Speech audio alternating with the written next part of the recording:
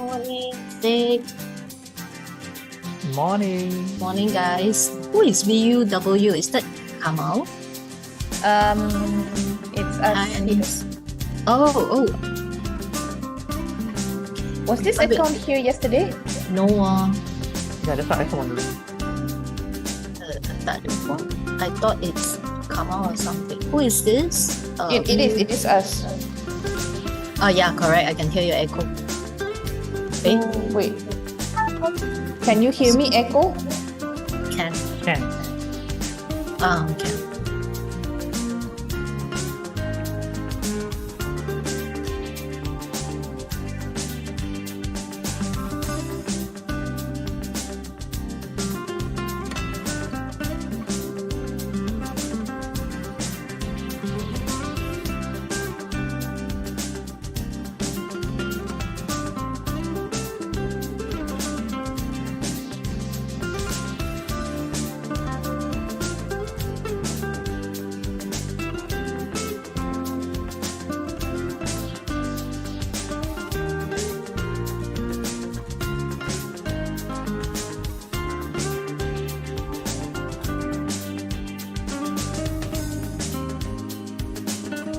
So who will cue us, Anis, to turn on camera?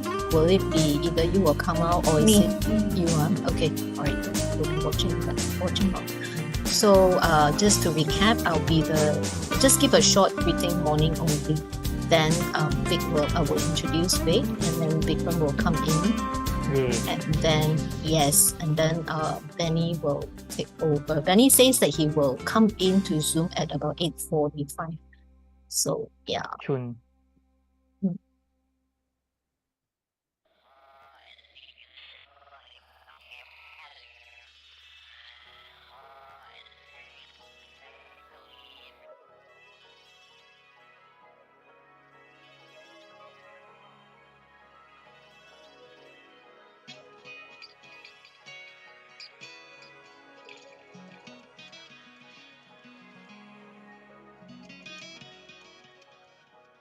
Okay, I will start to post the good morning thing in our YouTube lah, and ask Taylor staff to write in HR at Oh Taylor's. yeah. Can. Boleh.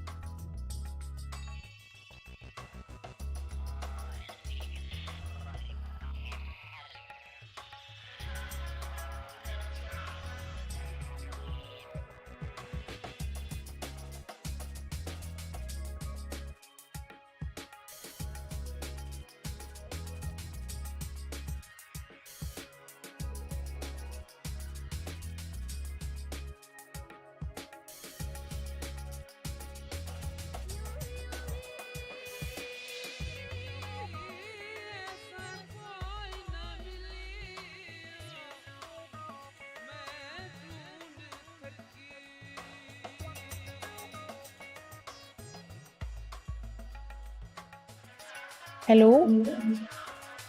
Okay, echo lah. Yeah, still echoing. Hello? Am I still echoey right now? No. Okay.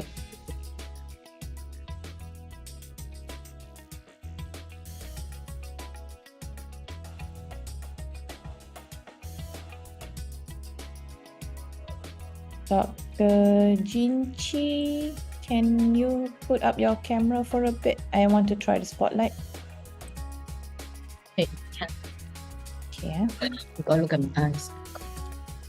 Spotlight for me, and then add another spotlight. Is that possible? Okay, hang on. We're just gonna try go live to see how it looks like on the YouTube.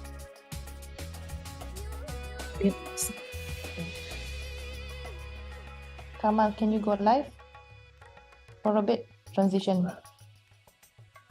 Zoom and then transition.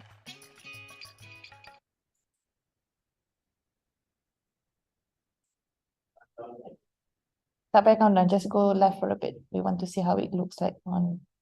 Okay, so now it's live. Wait for the delay on YouTube and see how it goes.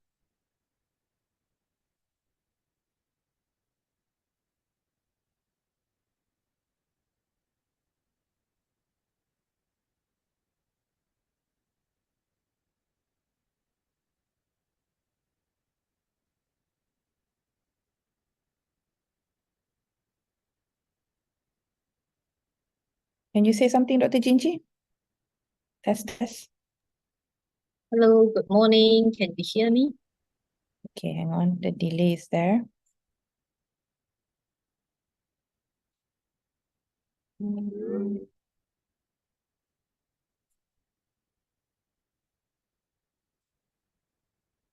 The length of the delay is around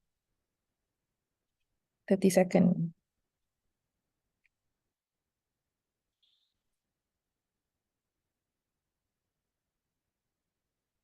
Okay, I think everything is okay now. Cool. All right, so we're gonna go back to screen. Go back to standby screen. Thank you, Dr. Jinji.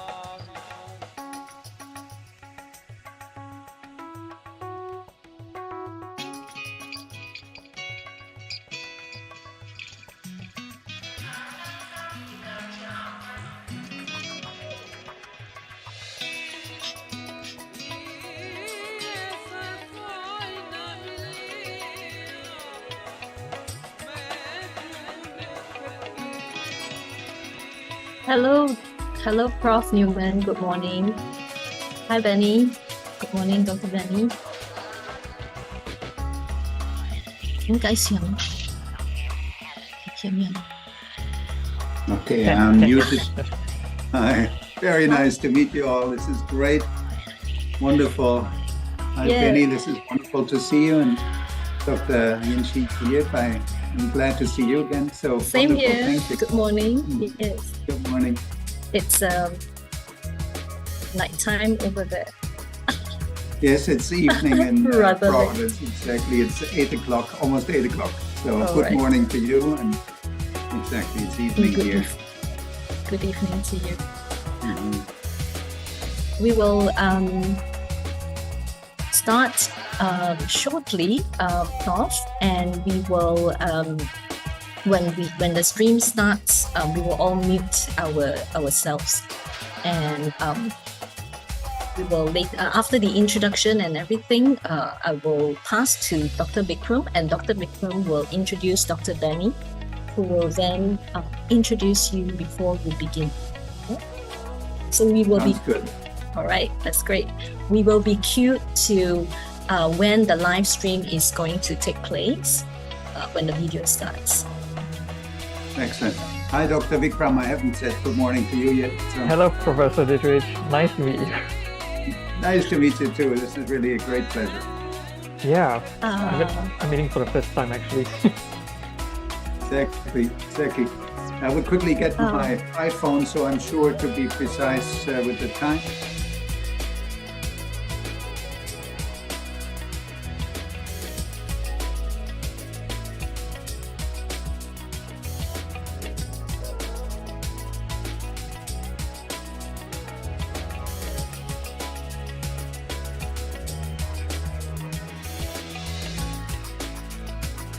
Okay.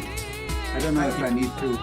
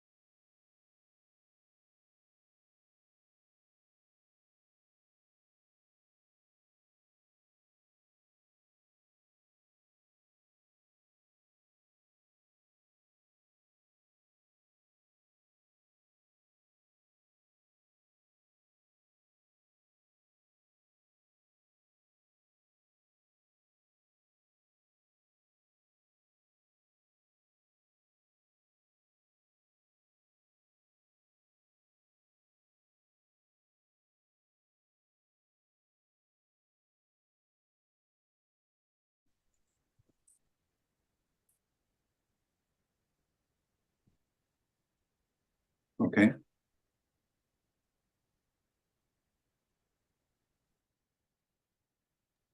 And yes, there's also no music, right? All right. It's Yeah, just we silent the music. Okay, now all right. Good.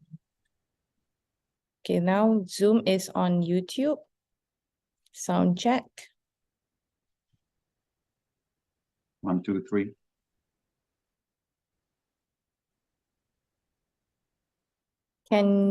Is there sound on YouTube, Dr. Gigi?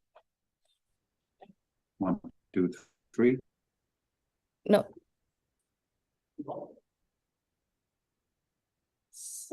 Sound. Okay, so I think right now the sound on Zoom is already good to go. So go back to standby again.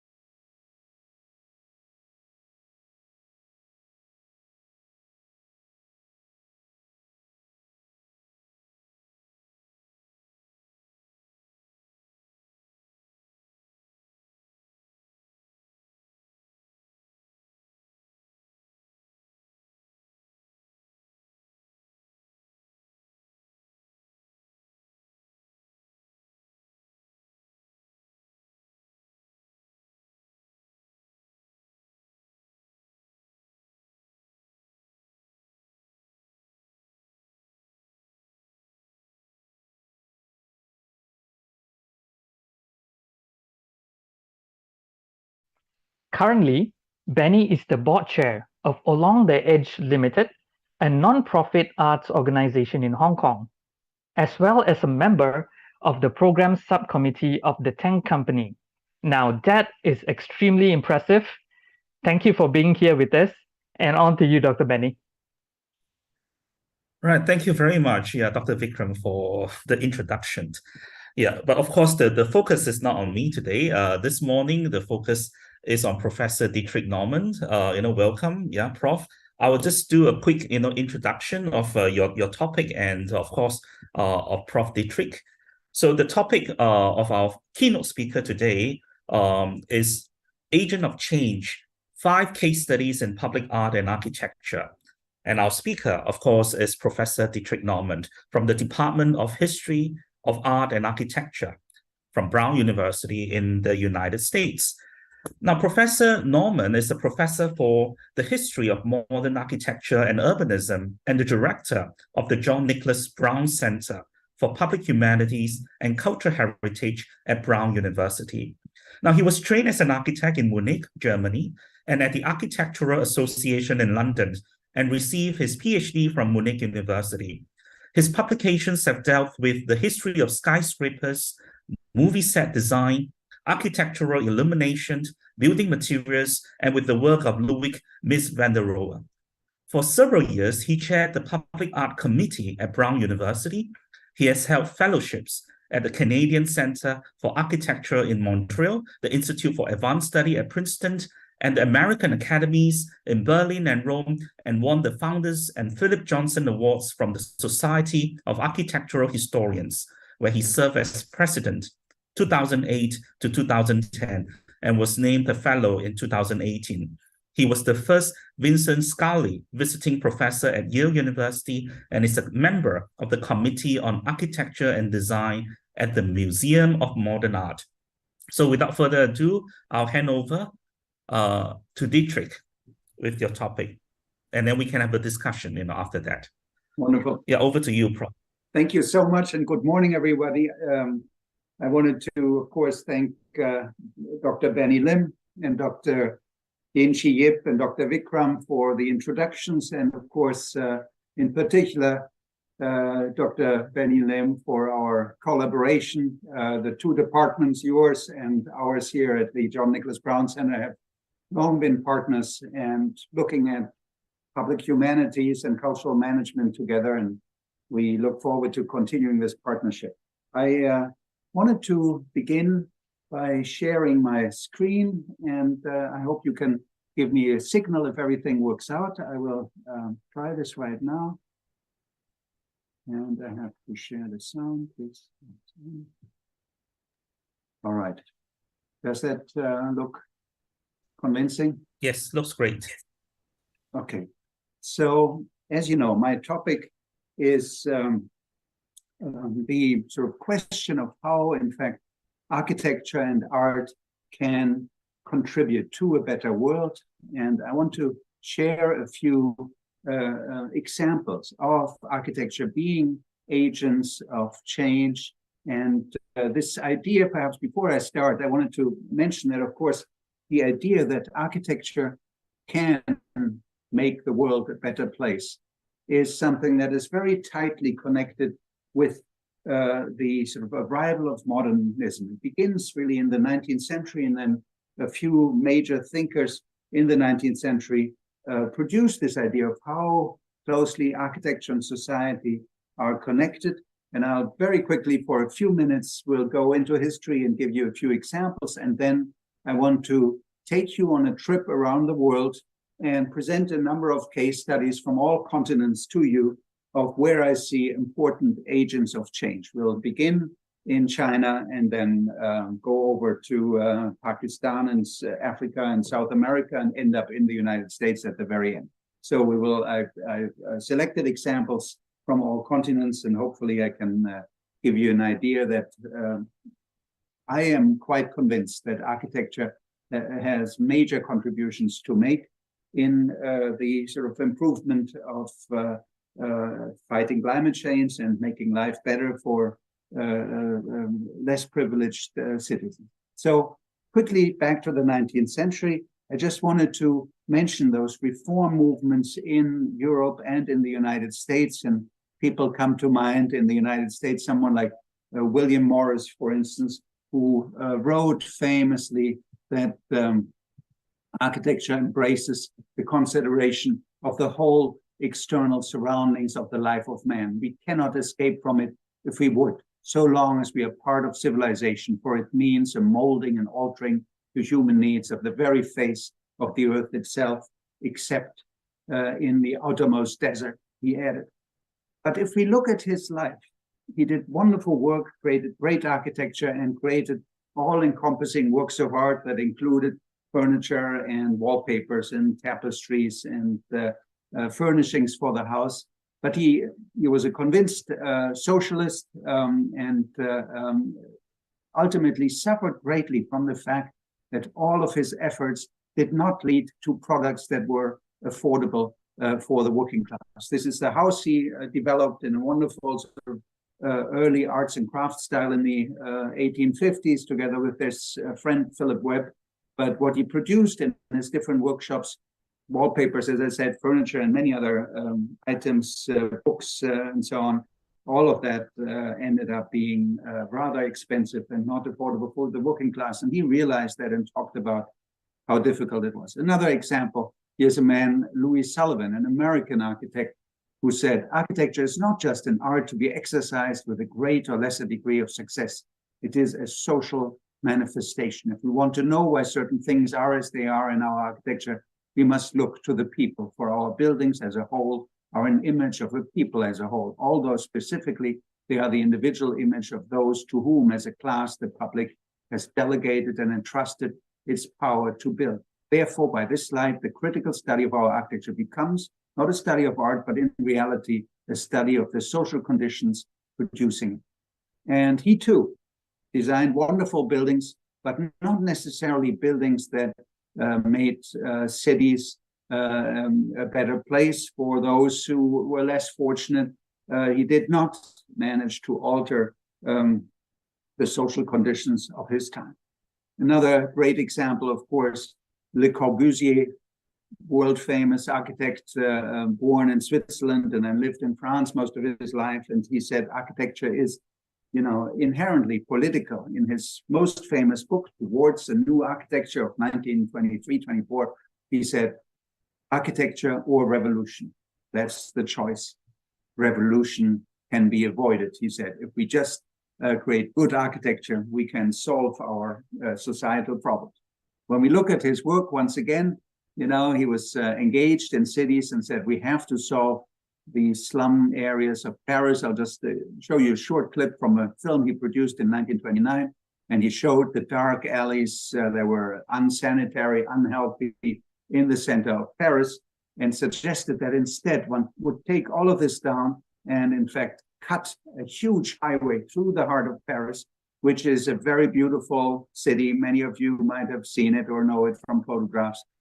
And he suggested to erase the entire center and instead create a city of skyscrapers in the center of Paris. So very little consideration for the historic architecture, a rather drastic approach to architectural improvement through those skyscrapers, which of course is something that here you see this model of 1922 and him placing one of those skyscrapers in the middle of highways surrounded by housing projects. This is really an office building, but ultimately his own architecture, such as the most famous building, perhaps the Villa Savoye, in most cases remain singular pieces for individual clients and not necessarily solving societal problems.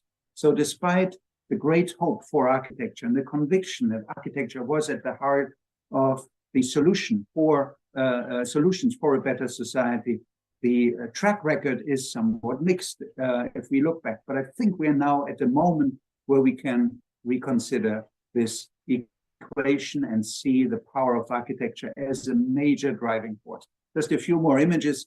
Here you see Corbusier's vision of skyscrapers in the park in a sort of laid out city that he presented as an alternative to the wild capitalist growth of New York City. Here's another comparison that he presented in one of his publications.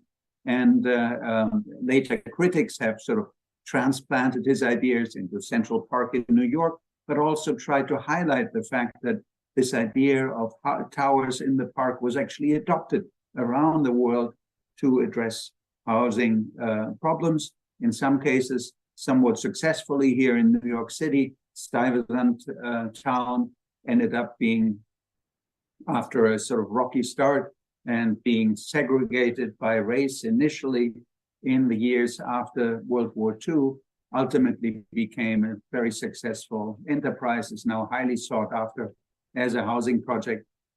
We have other examples in the United States where this concept of skyscrapers in the park for housing did not work out at all.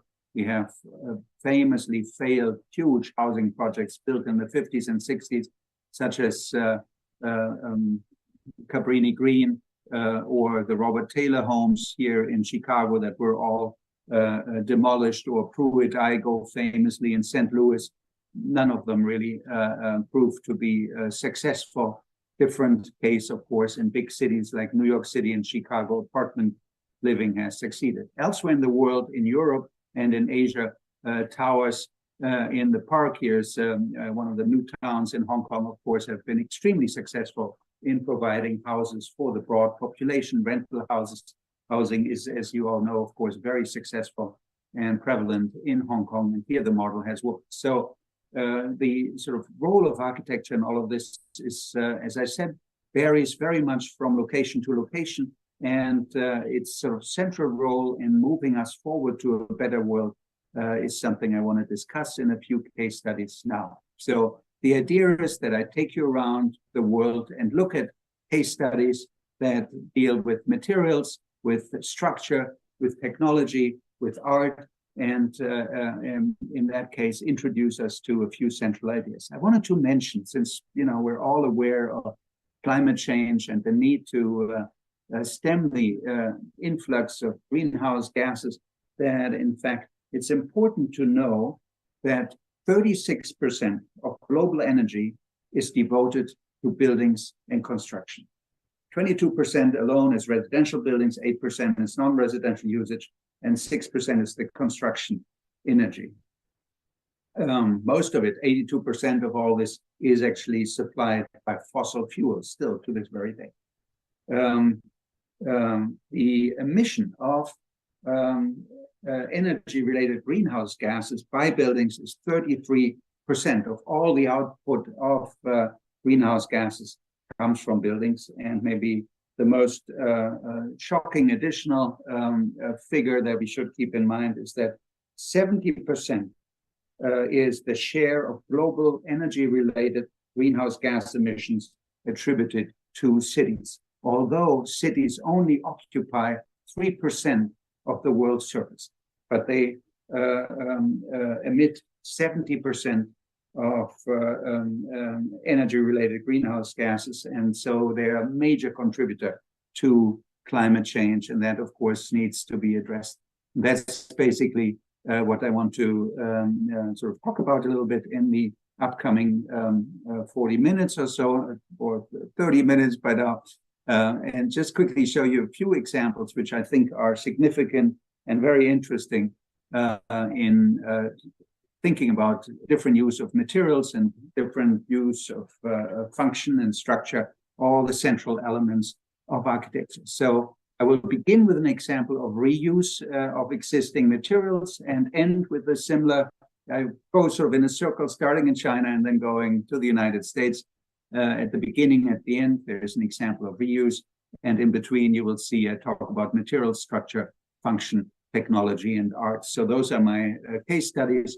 And so I'll jump right in. I want to take you first to Ningbo, not too far, just a little bit south of Shanghai, where the wonderful team of Wang Shu, one of the Pritzker Prize winners, the Pritzker Prize is the Nobel Prize in architecture, as we like to say, and his wife Lu Wenyu have a practice, amateur architecture they call it, and they did something truly revolutionary when they were commissioned to design the Ningbo Museum of History. And that's, as you can see, it's now 10 years old, 11 years old, and you see the structure there in front of you. but I thought I would give Wang Shu a chance to talk about it himself for a moment.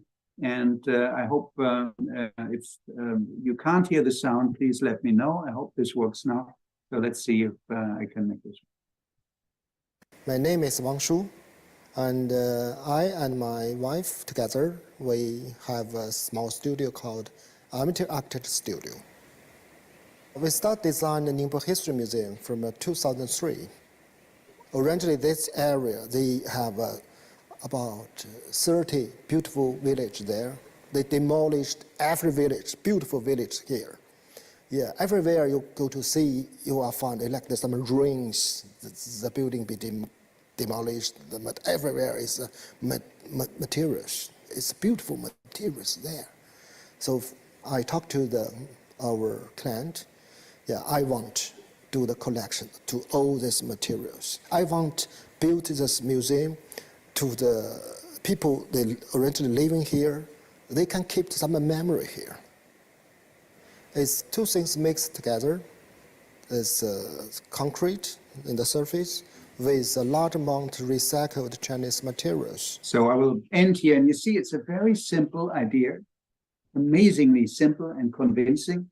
Of course, you know, with cities growing and progress and the need to expand for cities, material of buildings that have been demolished becomes obsolete. It's also, of course, a witness of history. And what the simple idea that Wang Shu and Lu Benyu came up with was to use as much of the material from demolished buildings as possible. And so this history museum became, in a way, as a building, a container of history in itself by, in fact, witnessing the and sort of documenting the architecture that was there before, and a new aesthetic arose, which I believe is quite beautiful. I find it beautiful and very convincing as an approach. And of course, a lot of energy was saved because, as I just sort of pointed out, the production of cement and building materials is, in fact, an enormous contributor to climate change and CO2 emissions.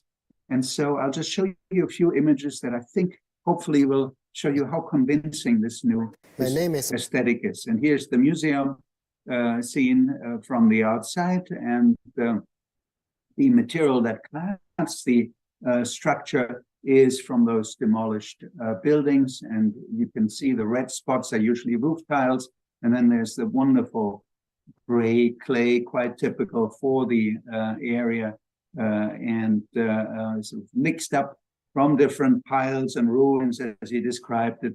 And the aesthetic is absolutely wonderful. There's also a great sense of matching the somewhat arbitrary assembly of materials with a bit of a scale that recalls the smaller buildings that were demolished to make room for the city expansion. And you see those small windows that look almost like residential houses here in the facade of this museum.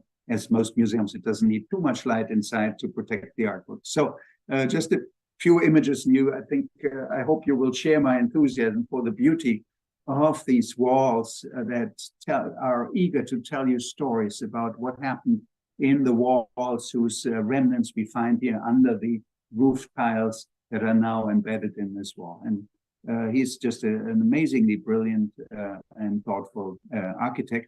I had another short clip here that I wanted to show you where he, in fact, talks about his connection to the sort of Chinese traditions.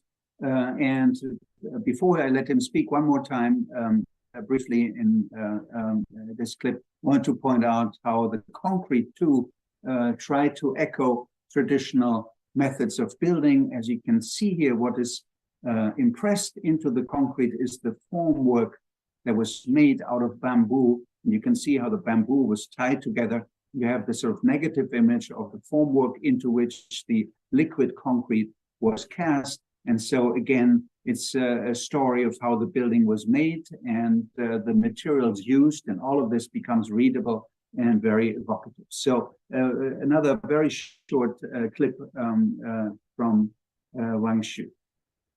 这样工作的中国建筑师也非常的少，这个实际上是一个我自己体会是，我从中国的传统里体会到的，就是中国人对建筑的看法，建筑不是一个物体放在环境里，建筑实际上它最后是要变成这个环境的一部分，甚至有的时候环境会有一个缺陷，是需要建筑去补的，有的时候建筑建筑是需要自然去补的，就是有的时候你甚至分不清楚建筑是从哪里开始的，自然是在哪里结束的，就他们之间是这样的一个很特殊的关系。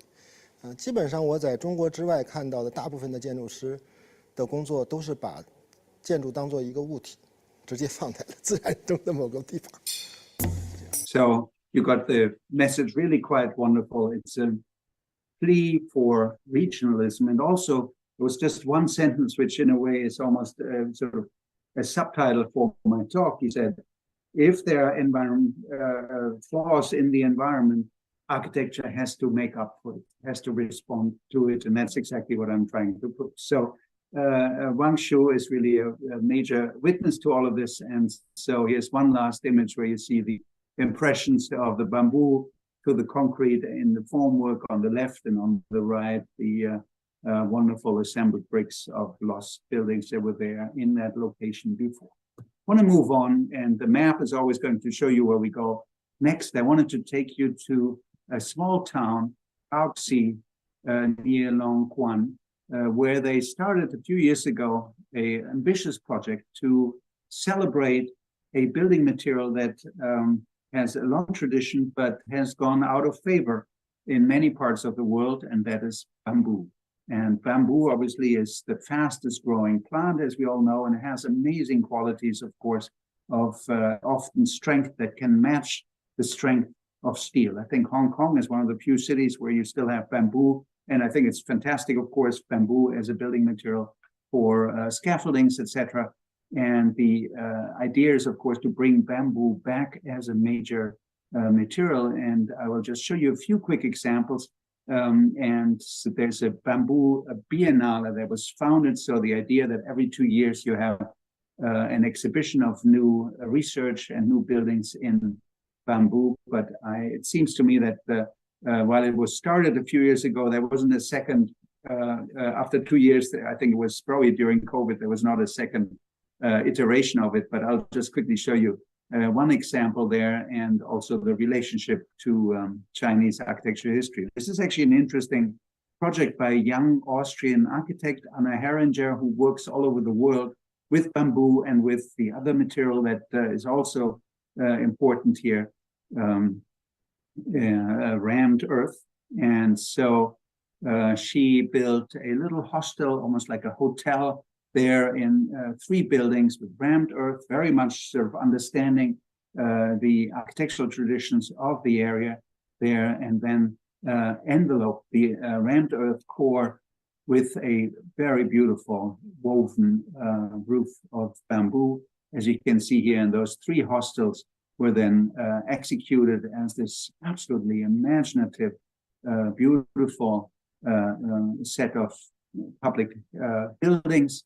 And here's just a very quick look at what it ended up looking like, and the night view where those little hotel rooms, sleeping pods that emerged from the central rammed earth round building are luminous. And I think it's very convincing as a sort of example of a magical new architecture. And Anna Herringer is really an important global figure in this sort of fight for a new and better architecture. I wanted to just quickly mention the sort of reference to Chinese architectural tradition, the Hakka houses, Fujian, Tulu, which of course are all protected monuments, that long tradition of communal round buildings meant to be, of course, defensible. So they're designed this way to protect the inhabitants from sort of enemy attacks, but they are also, of course, very conscious of a limited surface to protect the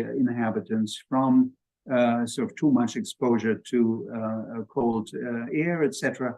So it's a wonderful example, and of course, it's sort of a real symbol of communal living, both with the sense of community and, of course, with the sense of control. As you can see here, it's almost like a panoramic building. Everyone can see everyone's comings and goings, but these, of course, were part of the inspiration for the hostels that Anna Herringer built. So we can learn from tradition, we can adopt forms, we can adopt old material techniques to our needs today. And so I want to show you another example, which is by Edward Ng, who's, of course, a colleague of Professor Benny Lim's at the Chinese University in Hong Kong. And he won a major award for the World Building of the Year in 2017 for this earthquake-proof house in Guangming. You see here how, in fact, the old traditional method of building ramped earth structures that you see here then got combined with new technologies and new thinking about the stability of the roof that can protect the house in the case of an earthquake, and the stability of the window frames that makes this house much, much less vulnerable to sort of impact of the sort of seismic activity. And so this is a wonderful example, and I think, rightly won this award because it's simple, but at the same time, really thoughtful in its application. And here's a quick look at this simple house, basically split in the middle, but combined by this roof that brings the two halves together. There's a staircase there in the middle, but the stability of the roof is a major factor in protecting the building. And here you see the method of rammed earth. Ideally, it's earth that is somewhat rich in clay, and you have formwork, and then you sort of press it down, and it's enormously stable, and of course has wonderful climatic qualities, meaning it keeps the interior warm in the winter and cool in the summer. Absolute magic, and we have to bring this material back, of course, if we want to be serious about climate change. I want to give the word to Professor Edward Ng for a moment. Some of you, of course, know him, and so I just wanted to play this short clip where he explained what they were doing. Edward Ng. I am a professor of architecture at the Chinese University of Hong Kong.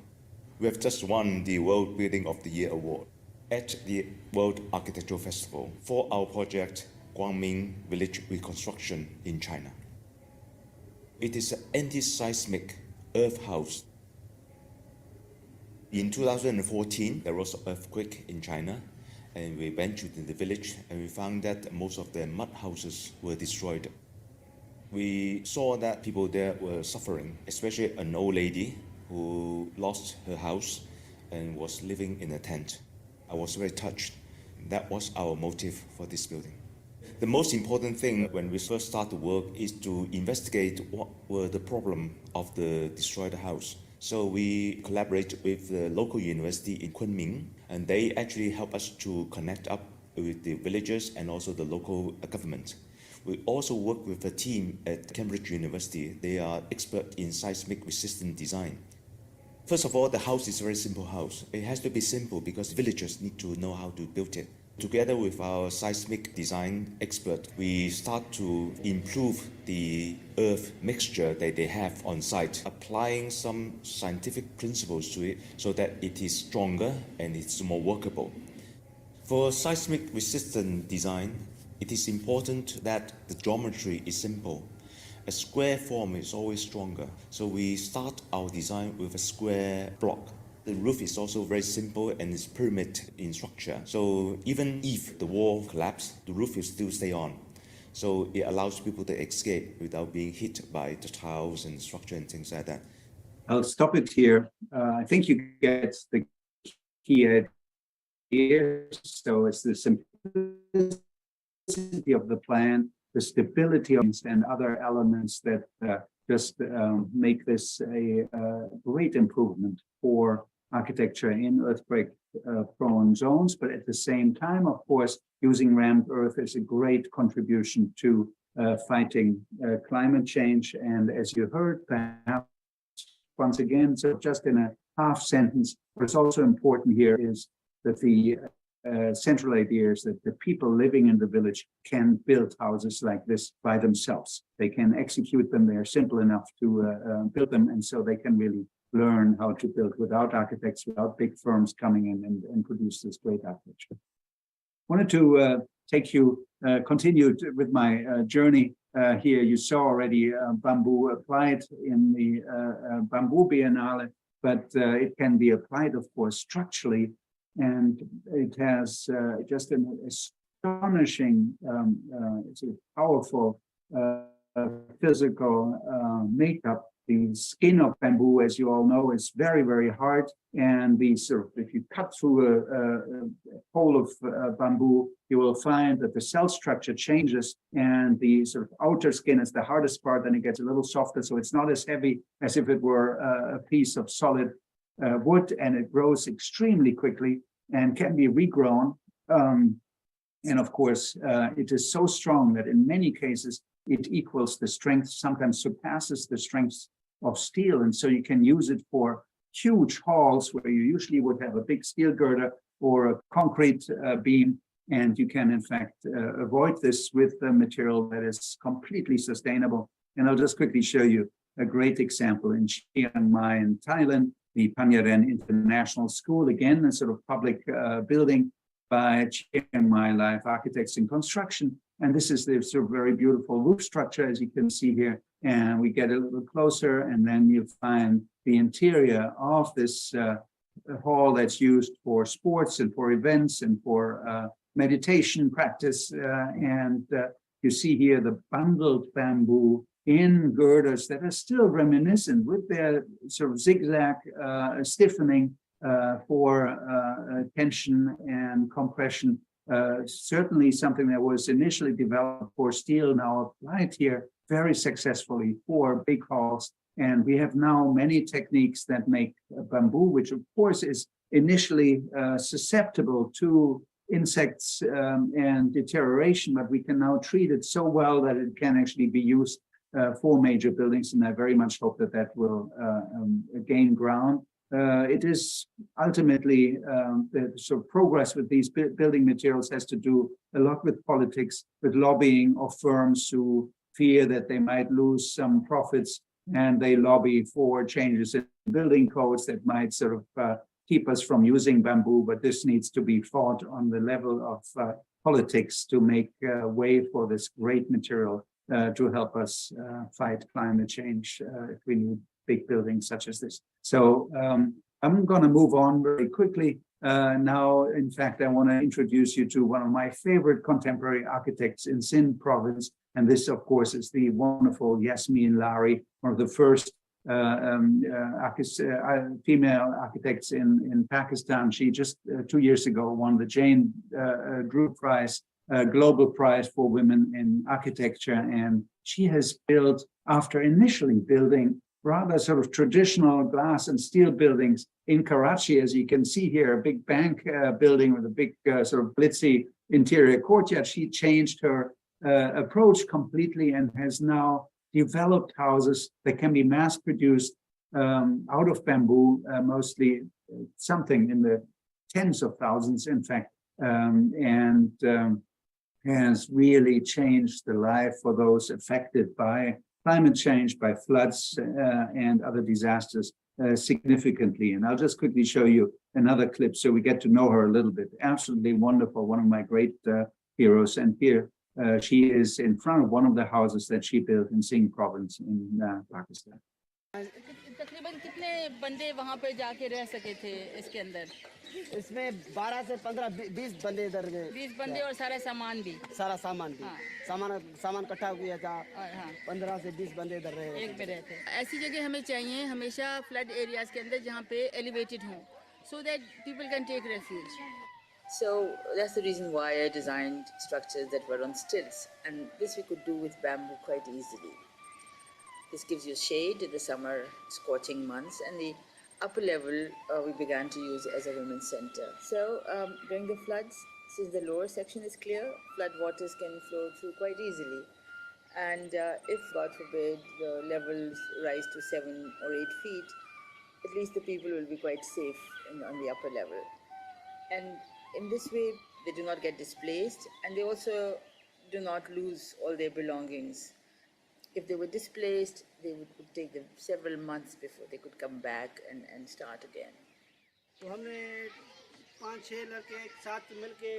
I will once again end, and I want to move on from this clip, but you see the impact of her work has really been absolutely enormous, and it's all bamboo. And she uses, of course, computer-generated imagery to plan these things and execute them very cheaply and completely sustainable with a great impact. As I said, I want to take you around the world in a very quick tour. And I just picked examples that are very close to my heart. There's much going on there, but I think we can sort of put our hopes in the power of architecture in making the world a better place. I'll take you quickly first to South America with an example from Paraguay, and then to Africa, and then up to the United States. So I wanted to, just for historic references, since I am an architecture historian, point out that in the 1950s and 60s already, there was a great movement in Latin America and South America here, a church in Uruguay by a man called Eladio Dieste, who developed a method of building out of bricks, as you can see here, double curvature buildings that also managed to have really wide spans without supports.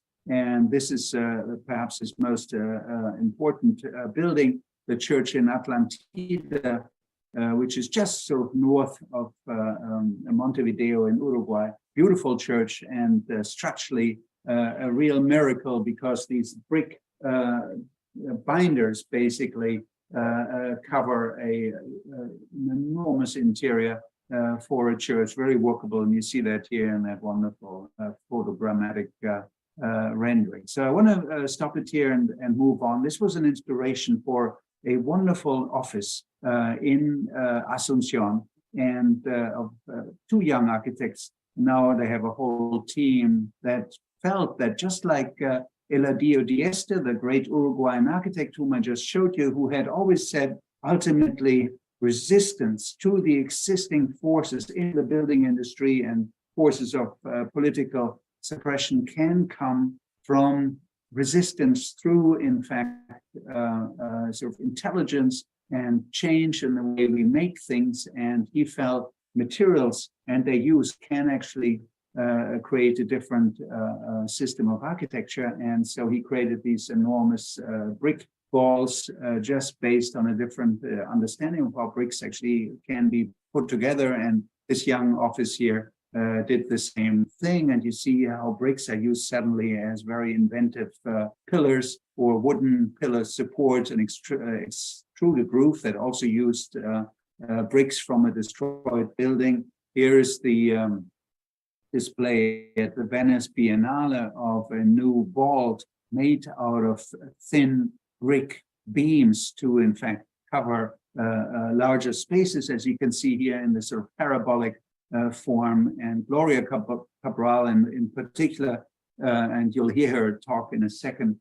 is just very thoughtful about what can be done with a just simple but intelligent rethinking of brick and concrete. And you can see here this sort of wonderful mesh of load-bearing brick beams in the ceiling and in the side walls. This is a experimental building in the architecture school in Asunción, and very, very successful in its use of minimalist materials. And bricks, of course, use much less carbon CO2 than steel production, and you can build incredible building for very little money. And that is often very important in places like Asunción. Here is a center that she designed for children with spinal cord injuries. And what you see here is sort of a shadow giving device, a gazebo in the outskirts of the center. And just a quick look looking forward to go and see this now. Of what it looks like. It's really quite beautiful.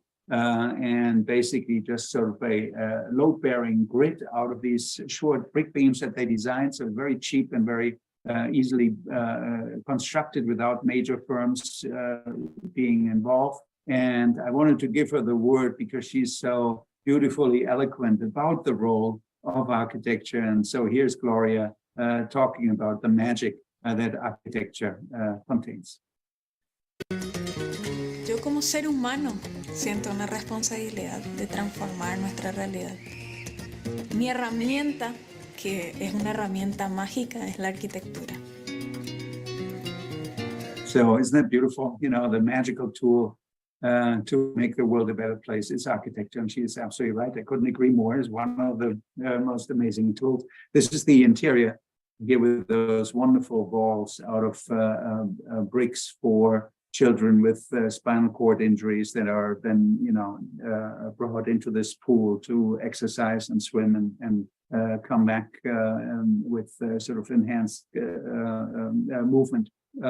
Here's another look at this to show you just how beautiful this work can be. And of course, it's extremely affordable and based on just brilliance and invention.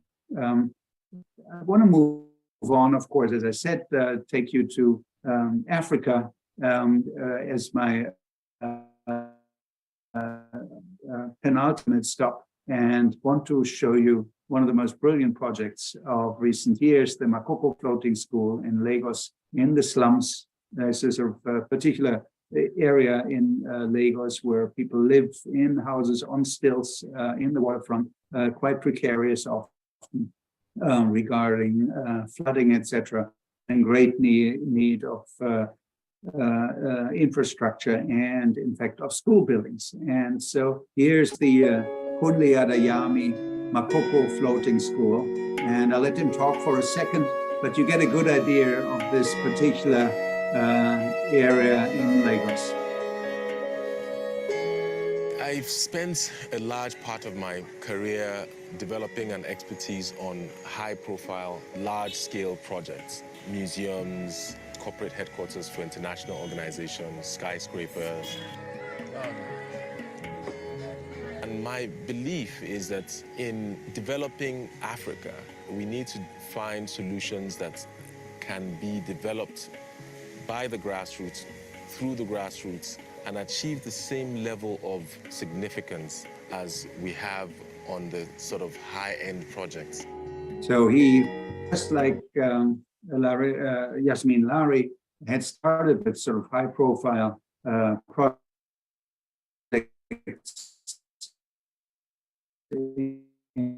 in Lagos, and now for infrastructure and for school building in this floating environment. And here's the result: this floating school, simplest of construction. It's built on a base, floating on about 250 barrels. It allows the building to rise and fall with changing tides. The ground level is used as a playground for the kids during school hours and a space for cultural events for the rest of the community after hours and on weekends. The middle section is primarily for the students' classrooms. So it's a multicultural, multifunctional building. Very, very successful. Unfortunately, this one doesn't exist anymore. But he was asked to recreate it both for the Venice Biennale and also, as you can see here, a sort of prototype for the Venice Biennale. And then here in Chengdu, he did several of them in sort of replica of what he had created for Lagos. So these ideas are obviously traveling around the world and find different applications. But the brilliance of the different function attached to this floating school and the availability for the community and the affordability is, of course, significant. Now, finally, back, concluding my trip around the world very quickly in Chicago, I want to introduce you to a man I greatly admire, whose work is somewhere located between art and architecture, closer to art, perhaps, a man called Fiesta Gates. And as some of you know, American cities have often suffered from what was called urban renewal and led to sort of the depletion of the population into the suburbs and left those with less means in areas that were sort of somewhat devastated. And Chicago's South Side is no exception. And he found a way of bringing the sort of poorer communities together and give new hope and meaning to the local population. And I'll just show you a few quick images and clips before I conclude. So here is the area that we're talking about, and we'll introduce Theaster Gates, this great artist and activist and thinker about art and architecture, right in this first clip.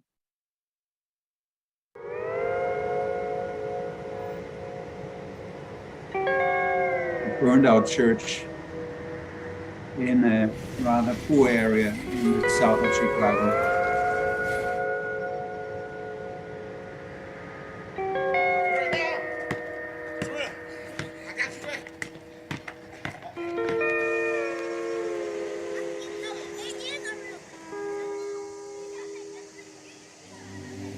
One note, no harmonies yet. So he is also a musician, and the house you saw there for a moment is the first one that he bought cheaply and refurbished with a lot of community engagement and created a community center there. And he started collecting cultural artifacts and materials and books for the African-American community surrounding this area, and brought people together for concerts and events, and collected also remnants of buildings that were demolished in the process of urban renewal. The church that you saw initially, he saved parts of the floor and created it into a new sort of piece of architecture and art that he showed in exhibitions here in the National Gallery of Art in Washington in 2017.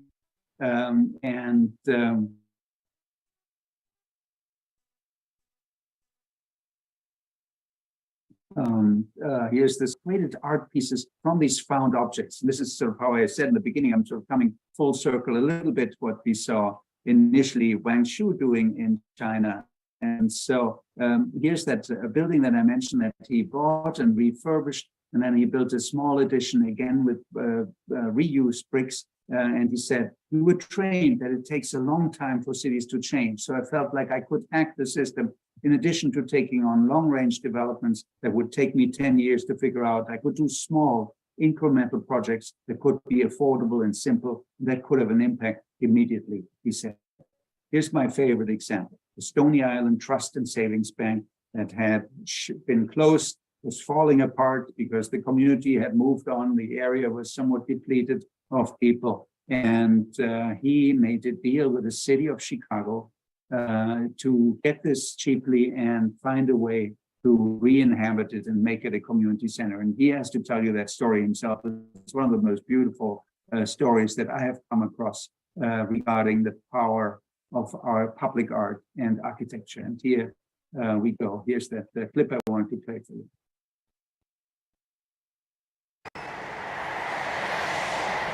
I think that when art and culture is present, when it's doing its thing well, that it becomes a kind of magnet for lots of different possibilities.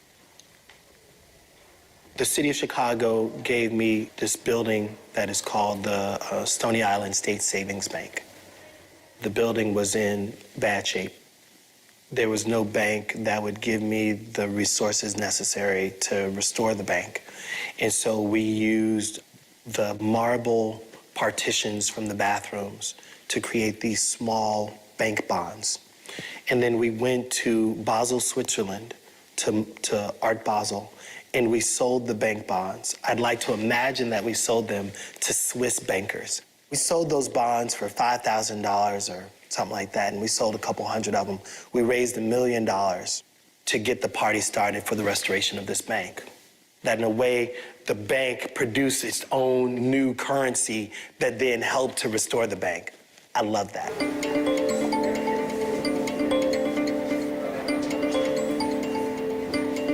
Isn't that a beautiful story? I just absolutely love it. And he put in a great archive with for music and records, as you can see here, and a lot of literature of great importance to the African-American community, and so rebuilt parts of this, stabilized the building, created an amazingly beautiful library for the local community, whole runs of Ebony magazine, which is targeted for the African-American community in the United States, and much else. And I think it's one of my favorite projects. And once again, it shows, I think, that human ingenuity can really make major contributions in small incremental steps, as he said, and inspire others to follow suit. And of course, the role of public art, and in particular of architecture, is absolutely central. So I have great hope that we can make a major change with these tools as we move forward. On this note, I wanted to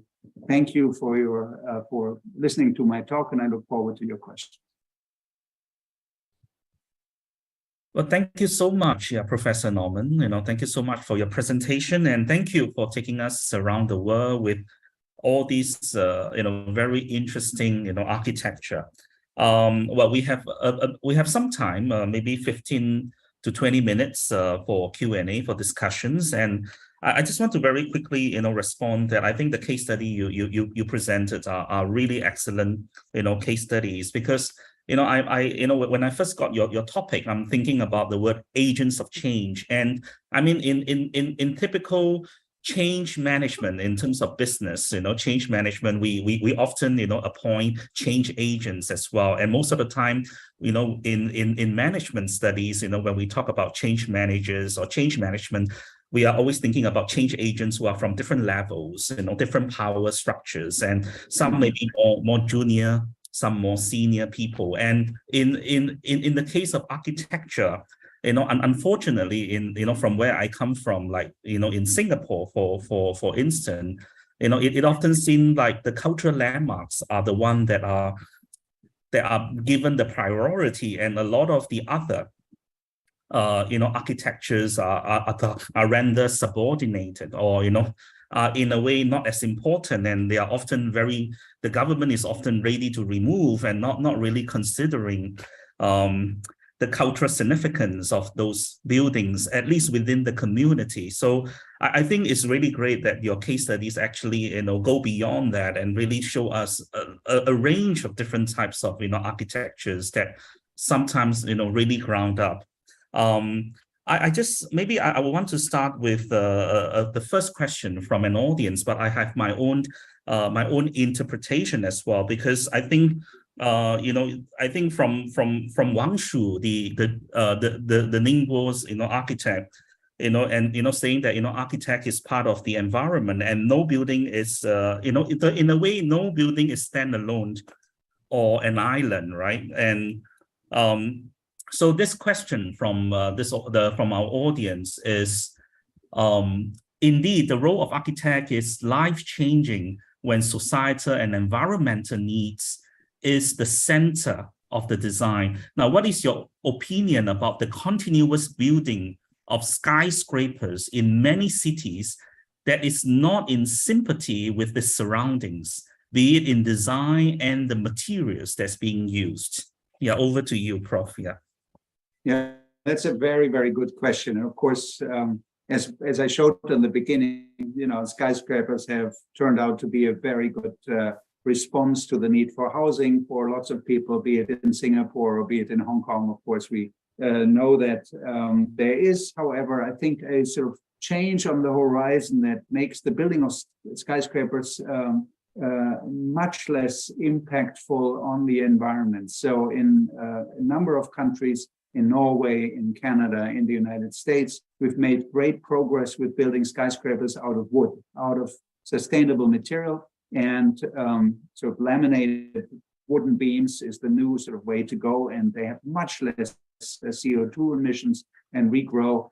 And that is something that I think needs to change. As I mentioned in my talk, there are very strong forces of the building industry, the concrete industry and cement industry and steel industry and so on that try and slow down the change of building codes that make wooden skyscrapers possible. So in many countries, you can't build wooden skyscrapers because that's not permitted, but the technology now is so strong that they are fireproof and easy to build. And so I think it's discussions such as this that will slowly help change the general opinion about it, and the urgency will be understood for changing the laws. I think we will continue to need skyscrapers in contained cities that need to house a lot of people, but we can build them differently with different materials. So that will slowly happen, but we need to sort of spread the word that it is possible, and we need to change the building codes and make that possible.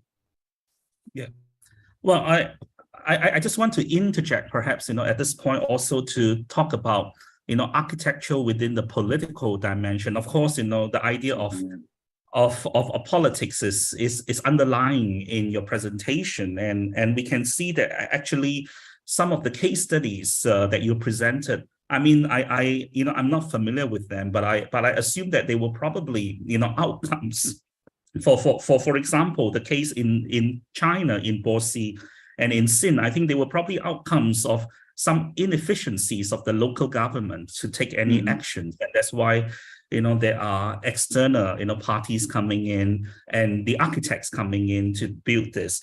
And then on the other hand, I mean, we see in Hong Kong, I mean, almost every new architectural kind of development, even like the Palace Museum, the West Kowloon Cultural District, faced with a lot of political controversy. So I just want you to perhaps if you could, to elaborate a little bit more about this political dimension of architecture. Yeah. Yeah. Thank you so much, Dr. Lim. That's really a sort of core issue, that the discourse has to reach the level of politics. Ultimately, of course, politics always consists of individual people with opinions and with experiences and with agencies and with personal interests and group interests and so on. And so the work that needs to be done in conferences like this and elsewhere is really to change the mindset so that more people in politics are aware of what can be done, what needs to be done.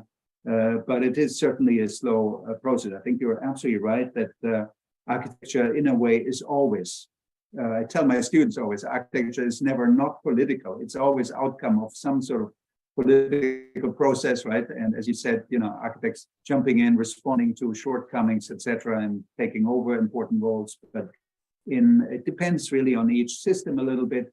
In some countries, it's a little easier to allow for individual initiative, like what we saw Yasmin Lari doing in Pakistan. I think in places like, let's say, Singapore, which is such a highly developed, in the eyes of many, I believe, the most best developed urban environment that you can imagine. Things are very regulated. And so, but even there are great success stories, saving, let's say, Chinatown in Singapore, which is protected, right? It's a beautiful neighborhood and so on. These things happen, but it is a lot of work so that we stem back individual interests of industries and so on and bring in new ideas. They bubble up from the ground where the architects work and think up things, and they have to rise to the level of politicians and change their minds. But it's a work in progress always. Right, thank you. Well, I have another question from from an audience. What will be your advice on the use of key elements or design principles that the upcoming generations or the future generations can be guided by when making public art in architecture or built spaces? That's such a wonderful question. I think there's a lot to be learned from the current generation, from P.S. Gates and Wang Shu and others, that in fact engaging with precedent, engaging with what was there before, engaging with traditional methods is very important, should not be overlooked. And I think in the course of modernism, we've often overlooked the sort of relation to the past and have done rather sort of harsh sort of changes and interventions. And I think this sort of look for continuity, regional respect for regional conditions, for climate conditions, and for traditional materials and innovative use for these materials, I think should be at the core of architectural training and training for artists as well. But I'm of course focusing right now mostly on architecture, but I feel people like Wang Shu or Theaster Gates, who are so far away from each other on the globe, but they share an interest in honoring what was there before, working with them and creating art in a way out of the sort of leftovers of previous generations' work. And I think that's really quite wonderful and leads to very serious, wonderful work. Yeah, thank you. I perhaps just to add on to this question from the audience, I want to also talk about the idea of access, because we talk about art, versus, architecture. So, I mean, when we talk about public art, we are talking about, accessibility, public accessibility. We're talking about, it's not just visually, accessible, like what we see with a lot of these architecture. We also need to be able to go in. But a lot of these, major, architecture that we see, in the world, they might not necessarily be so, welcoming to people going in, So what are your thoughts about this? Yeah. Yeah, that's such a good point. I love telling my students German. I'm originally from Germany. I live in the United States, but I'm from Germany, and we have a word in German. I don't know if you have that in China or Singapore. Elsewhere, it's a word. The fear of thresholds is one word in German. I don't know. Does that ring a bell? In German, it's called Schwellenangst, and it's the fear of thresholds, meaning people are afraid to cross a threshold into a building, right? And that is, of course, something that needs to change in many cases, unless there are security concerns and so on. But again, I think architecture can do a lot to change that by little means. The steepness of the steps you climb, right? I think we need to teach that again to our students, to observe how do you actually walk into a building that makes you feel good, and it can be taught, and it can be steps that are very flat, and you sort of float up the stairs and get inside, and big open doors, and a lot of light that beckons you in, and so all of this can be taught. And I think you're absolutely right. Accessibility is important, and welcoming urban spaces are important. And so the richness of what can be learned from precedent is, of course, unlimited. And I completely share your concern. Yeah, thank you. Yeah, thanks. I just thought of an example, and this might be a really bad example, but in very near where Taylor's University is, there is this shopping mall called Sunway, Sunway Pyramid, which is kind of modeled after the pyramid. And of course, it's a shopping mall, but it's in a way very attractive. I mean, to people, not just the physical appearance, the visual aesthetics of it, but also because it is a shopping mall, it is very welcoming in the way people go in, And I mean, this is just an afterthought, about also about accessibility and or maybe commercialization, Yeah, I think that's a good point. I've seen pictures of that pyramid, of that mall. I know what you're talking about, and I personally don't mind if these sort of cultural symbols are being used. We have a big pyramid in Las Vegas, as some of you might know, which is a big gambling town in the west of the United States, and of course malls use those symbols. I think anything that is brings people in, and of course malls are part of our landscape now and are very important community gathering spaces, just like the old market squares used to be. And I think that's a reality we have to embrace. I think the big change we can do is really in creating architecture and environments that help to fight climate change, and in a way bring access, as you pointed out, to parts of the population that maybe, we're talking about, a better world and changing an unequal world to be more equal. And I think we can do a lot towards that, even in places such as malls that you just mentioned. So I don't mind if they're cultural symbols like pyramids are used to bring people in. I think it's totally fine, and these things will evolve and change over time. That's wonderful in a way. Great, thank you. We have one more question from the audience. So all the case studies I see today bring great solace that there is positive change to a world that is drowned by soulless architectural structure. Well, very strong here. I would like to know, can there really be a balance between sustainable architectural design and striving to achieve world recognition through impactful and futuristic designs? That's a great question, and I'm so glad you used the word solace. I feel the same way. I feel there's really encouragement. I feel very positive about what we can do as human beings by being aware and embracing creativity. And I do think, yes, it's possible. I think there's so much exciting work being done for new cities that are greener and use less energy, be it even the linear city that's, Saudi Arabia just started building, or new cities in Korea and so on, that South Korea that embrace a very green architecture and try and reduce greenhouse emissions and greenhouse gases and so on. Yes, I think it is doable. I think, mankind has amazing creativity and needs to just embrace it. And we have to make sure the politicians listen and to write the codes and the building laws. And I think it can be done. As I said, I think there's solace there. I love that word that you used. And a lot of positive development can be seen.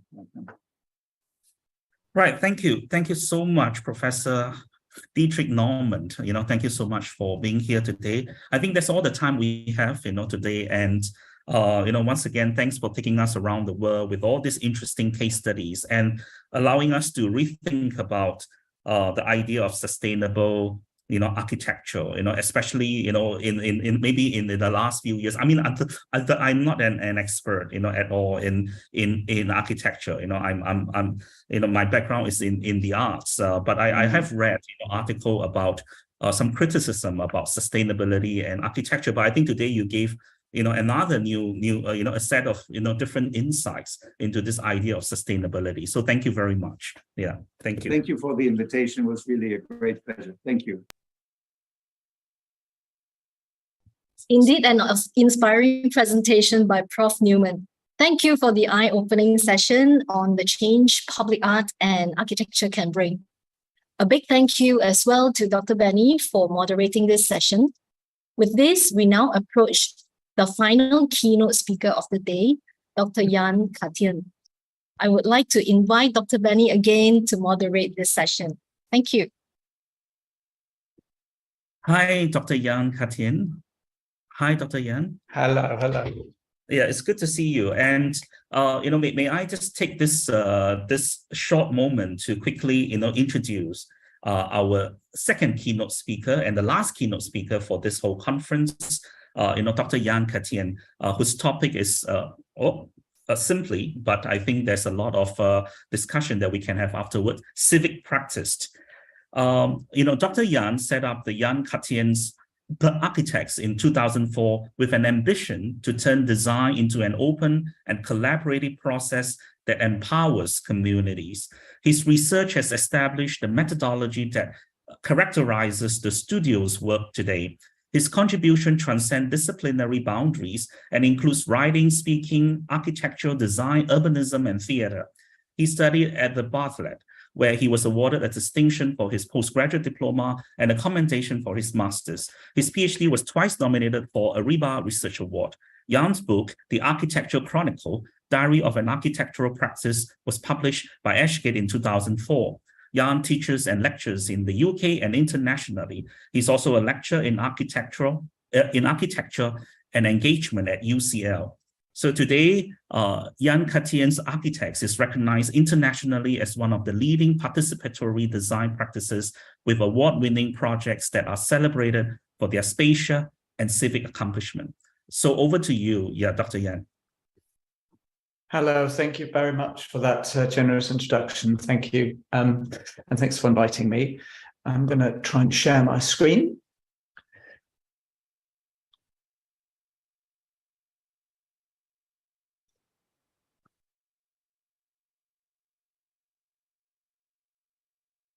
Right. Yes, as just been mentioned, I work between academia and practice, and my research is very much practice-based. So in the practice, we practice architecture and urbanism in a way that breaks open design and delivery processes to make our work inclusive. We work across sectors. We work in town, centre regeneration, workspace, community space, public space. But what unites all these sectors is the public purpose of our work. Why? we do this, I fully endorse Jane Jacobs' recognition that truly inclusive cities have to be created through truly inclusive processes. And that's what she says here. Cities have the capability of providing something for everybody only because and only when they're created by everybody. We've developed 7 methodologies that define our practice, providing for everyone. And that includes everybody of every age, of every background, of every belief. But that also includes the environment. Reinventing design and delivery processes to realize social value. There is sometimes the expectation that the finished product, that architecture is a finished product and it can only serve its purpose when it's done. I'd like to disprove this and demonstrate that the design process itself has got amazing capacity and capability to engage people and to deliver social value. We take a place-specific approach, looking particularly at the environment, social and physical context in which we work, and taking a unique approach for each project. Demonstrating the potential of places is another methodology we use. Building a legacy that outlasts our involvement in a project is an important method. Enabling and empowering others is important, and sometimes questioning the brief leads to the best outcome. So I'll start with a number of case studies now that illustrates how these 7 methodologies define our practice. This is a map of an area of northeast London which is severely deprived. It's got high levels of crime, high levels of employment deprivation, high levels of training and educational deprivation, and income deprivation too. You can see the darker the purple colour is, the higher the deprivation level. We've got a census which is being conducted every few years all across England, and these maps are published and form the basis of policy. We use them often to justify the work that we do. So coming to this area, working for the local authority, we were asked to come up with a strategy that tackles multiple causes of deprivation at the same time. So taking a sort of integrated approach, really, to urban design. First one is this site. This was about employment creation. And here the idea was that we could take these old garages that were disused and create workspaces for small and micro businesses. London's economy is largely powered by small and micro businesses. 90% of all businesses, in particular in outer London, are tiny, less than 10 employees, and workspace is a really important provision that allows people to look after themselves. The second site is the library, the 4th Street Library, a really important community hub, well loved, but it's only open, or it was only open for 3 days a week because there were no resources to have it open any longer than that. So here we came up with a strategy of giving the library multiple functions and allowing it to transform to host events as well as exhibitions to provide better for children and also for training to take place in it. So that they're the 2 drawings during the day and at night. And suddenly this idea that a library should be available and usable 24/7. That's it now. So this part of the project is done. What we've simply done is all the bookshelves fold up. You're looking at from the stage at the front of the library, and the library's now become a really multifunctional space that brings culture right into the town centre. And here is its Instagram page and what happens on a daily basis.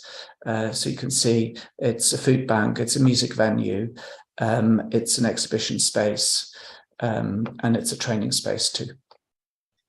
The third project was about children and about improving public space and accessibility to public space for them. Here, we were looking at closing a street. Everybody was incredibly concerned what people might say if they couldn't drive their children to school anymore if we were to close the road. So what we did is we ran a massive party and closed the road for a day initially, and all the children and the parents were invited, and all agreed on the day there and then that it was the right thing to do to close the road. These are the workspaces that are finishing on site now. So this project isn't just about space, it isn't just about architecture. There's a whole series of purposes that this project has. Yes, it creates workspace, creates public realm improvements, but it's also created opportunities for local artists. There's a double-decker cafe for people to, a double-decker bus cafe for people to meet and to socialize. There's community space, there's school workshops, and the town centre itself is being celebrated and has been put on a map. The second method is about reinventing design and delivery processes to realize social value. Here, we were given this site here, which was a municipality-owned car park and a building in the background you can see here, which was disused. And again, we were asked to provide for small businesses and enterprises so people could make a living, but also to provide public space too. And here, this was our idea. We would refurbish the existing building. It was painted blue as well, and create a public space at the rear on the car park with these small business units and shops around it. But we didn't do the conventional thing of hiring a contractor to deliver all the works. We only had the site for 5 years, so we needed to make sure that positive impact could manifest itself immediately. So this project was built with volunteers. We created our own contracting organization, and we trained a member of staff to run a building site. And then we worked with volunteers to build this project so they could acquire skills and become involved way before the building work was actually complete.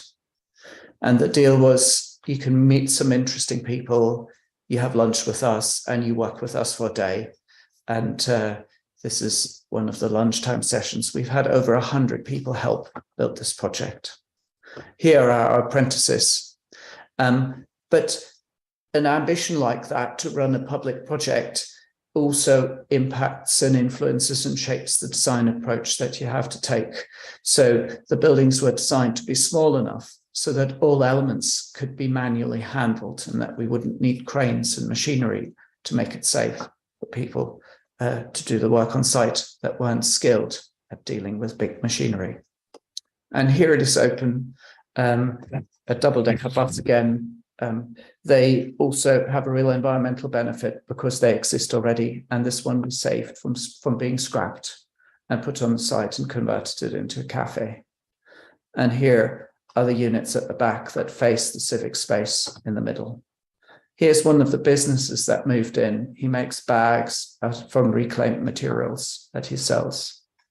And here ultimately is the space in use. You can see the blue house in the back and the retail sheds and work sheds in front. The best part actually of the project is the central bit where we haven't done anything, but it's been framed by buildings to create a really vibrant and lively public space that local people feel ownership over. So here we haven't just created workspace, we haven't just delivered architecture, we've also created market pitches, we've made a new square that people relate to and use very well and heavily, created a cafe. We've engaged over 100 volunteers, trained 8 apprentices, and celebrated Wood Green as the town centre that's got a cultural offer in the north of London.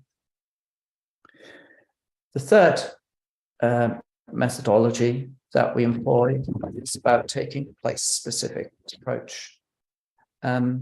What does that mean?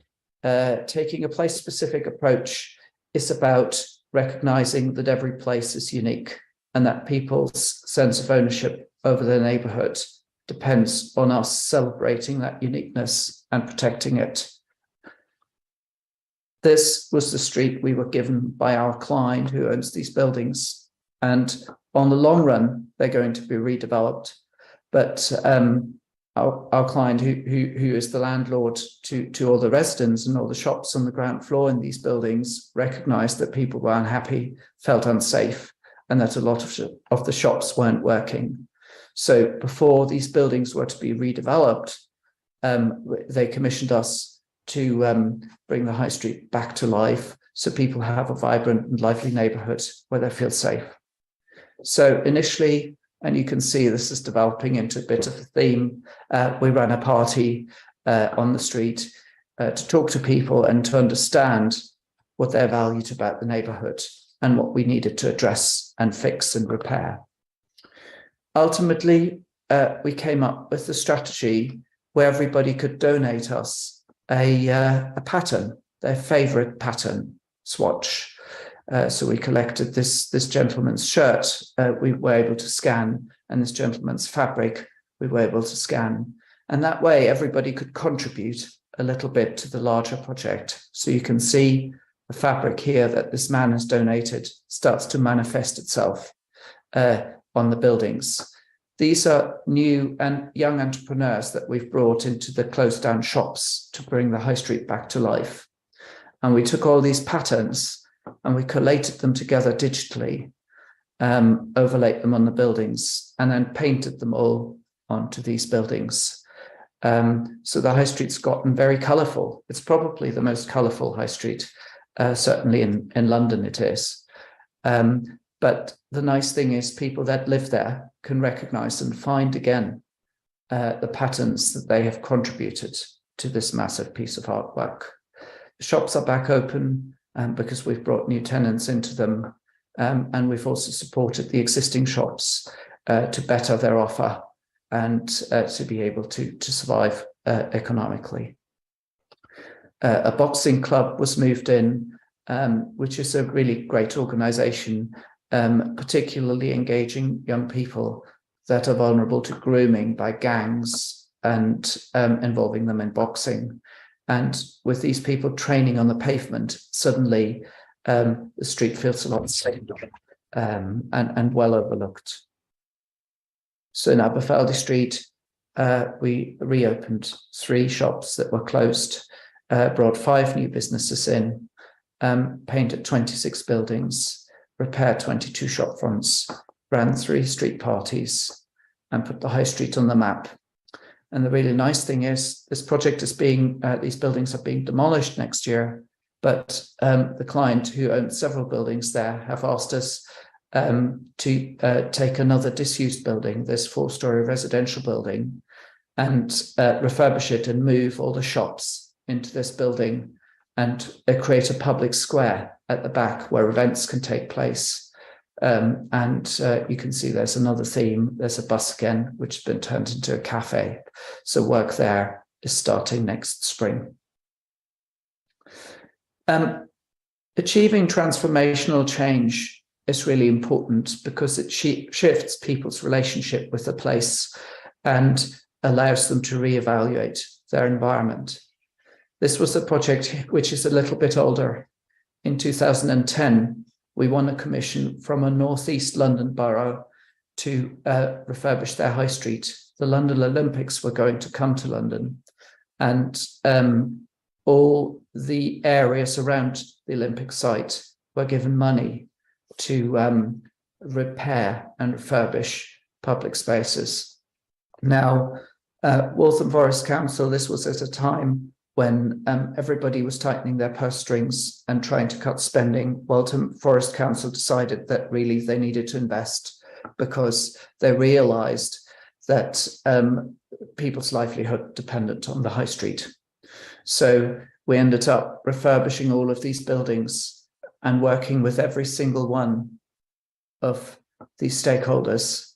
There were about 60 of them who owned the buildings, who'd been working there, and unite, create a combined vision and unite those ideas in the colourful facades that you've just seen that have become manifest of everybody's input. And beyond this is in Leighton, in Northeast London. Leighton's been put on the map. It's become really well known. The press refer to it as the Notting Hill of the East. Notting Hill is a very wealthy, very smart area in West London. And it's been reborn as a new part of town that people have fond memories and alliances with. And here it was when it was launched first, just before the Olympics.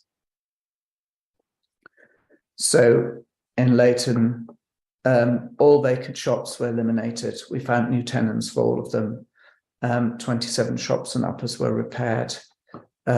We did a program to involve graduate designers in the project so they could learn and build their portfolio, so they could continue this type of work beyond our project.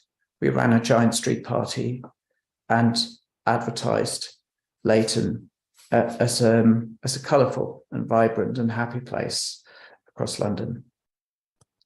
This is part of a larger project, but there's a nice story here, which is much more intimate and personal than the larger transformational change that I've just shown you. This is in Nunhead in South London, and we were again asked to repair shops on the high street.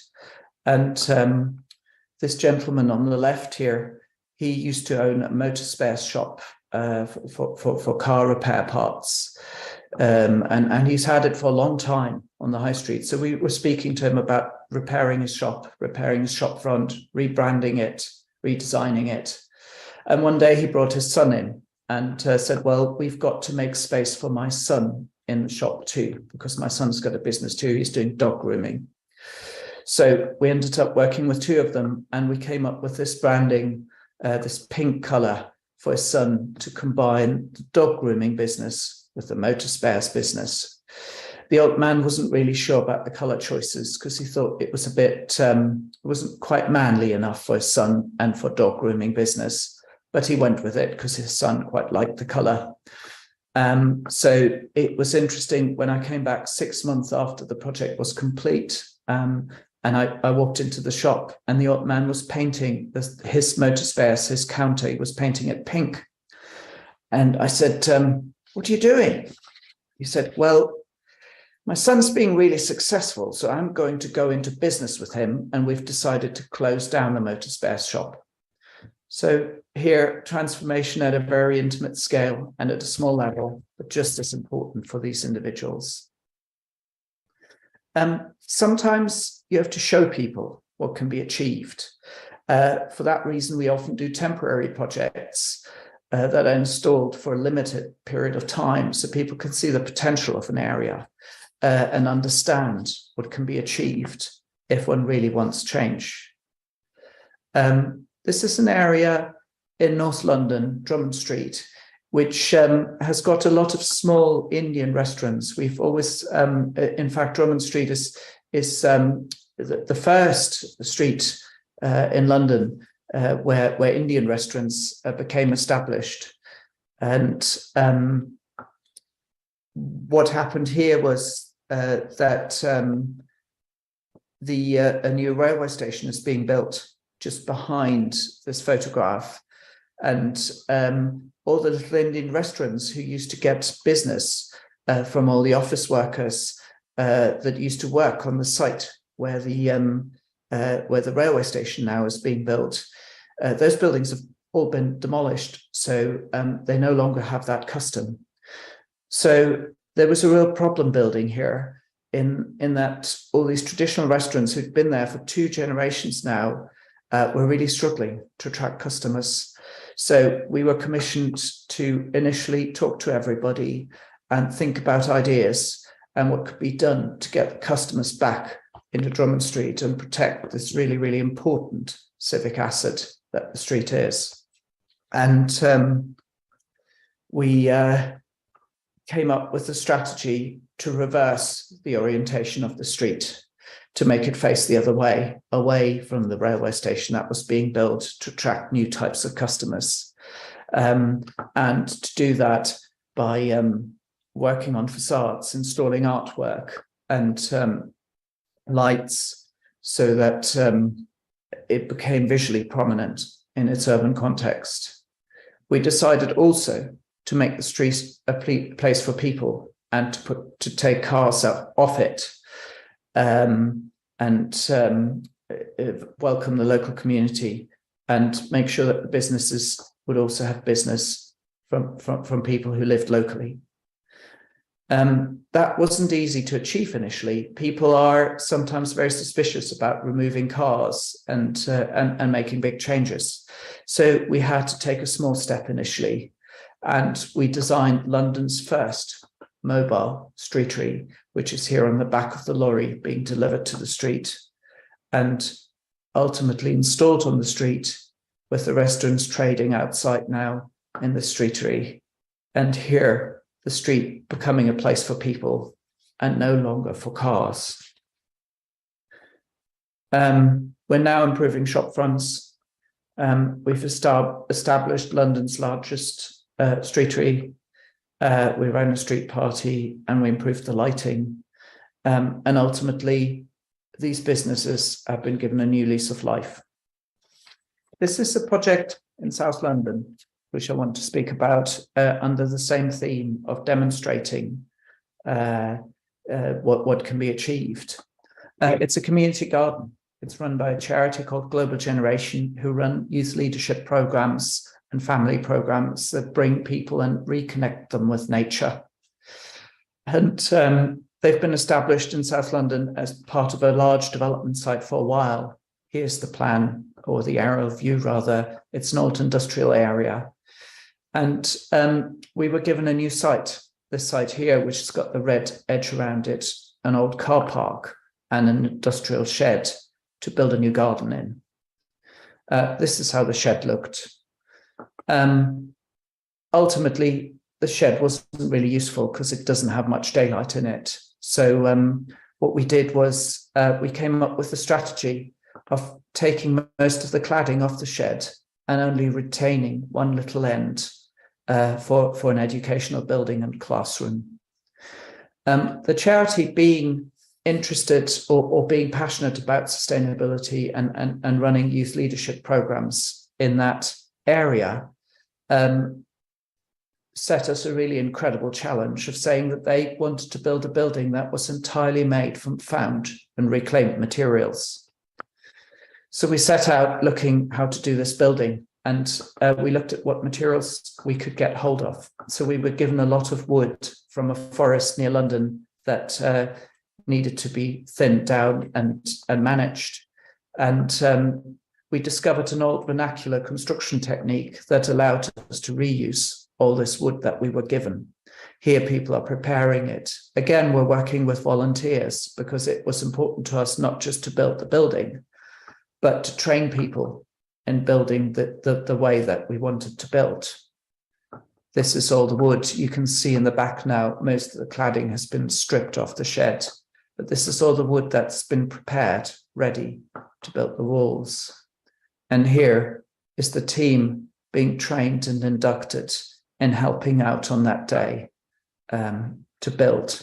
So we rediscovered an old technique called cordwood, which is mostly a North American technique of building, which uses lime and woodlocks to build the big walls. And we were given lots of railway sleepers, which we used for the framework. And we were given lots of old windows from a company that makes windows they couldn't sell anymore, to build the window walls with. This was about 3 months ago. You can see we kept the steel frame, we kept the roof or part of the roof.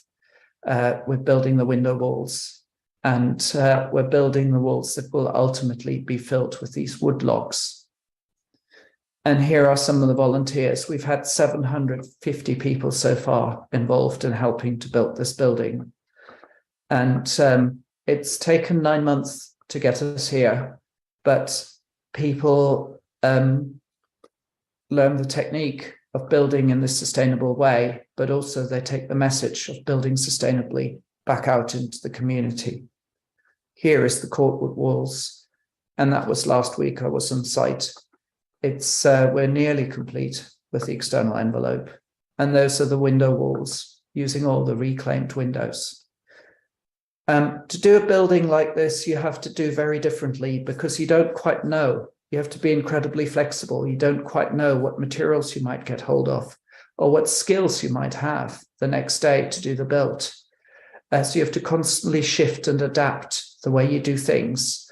And as an architect, that's very different than you would normally work, where you establish the principles early on and subsequently you seek to translate them into the one-to-one built structure. Here, we have to be very agile and adjust and change and flex around what we can get hold of and what works. So when we're done, we'll have a 300 square meter educational building, we'll have a community garden, but we'll also have all those volunteers trained in sustainable construction, and we will have created a circular economy building as a proof of concept, which we hope will inspire others and entice them to copy us. Building a legacy is incredibly important. As an architect, one is only involved during a very short period of time in the build process.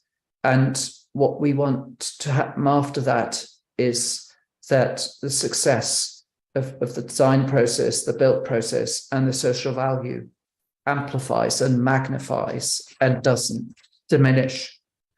So here, another project. A lot of shops are closing down in London. This is due to more and more sales moving online. This is due to retail concepts being outdated and just no longer viable. So here we had an old department store that we were given by the local authority to run as a business incubator space.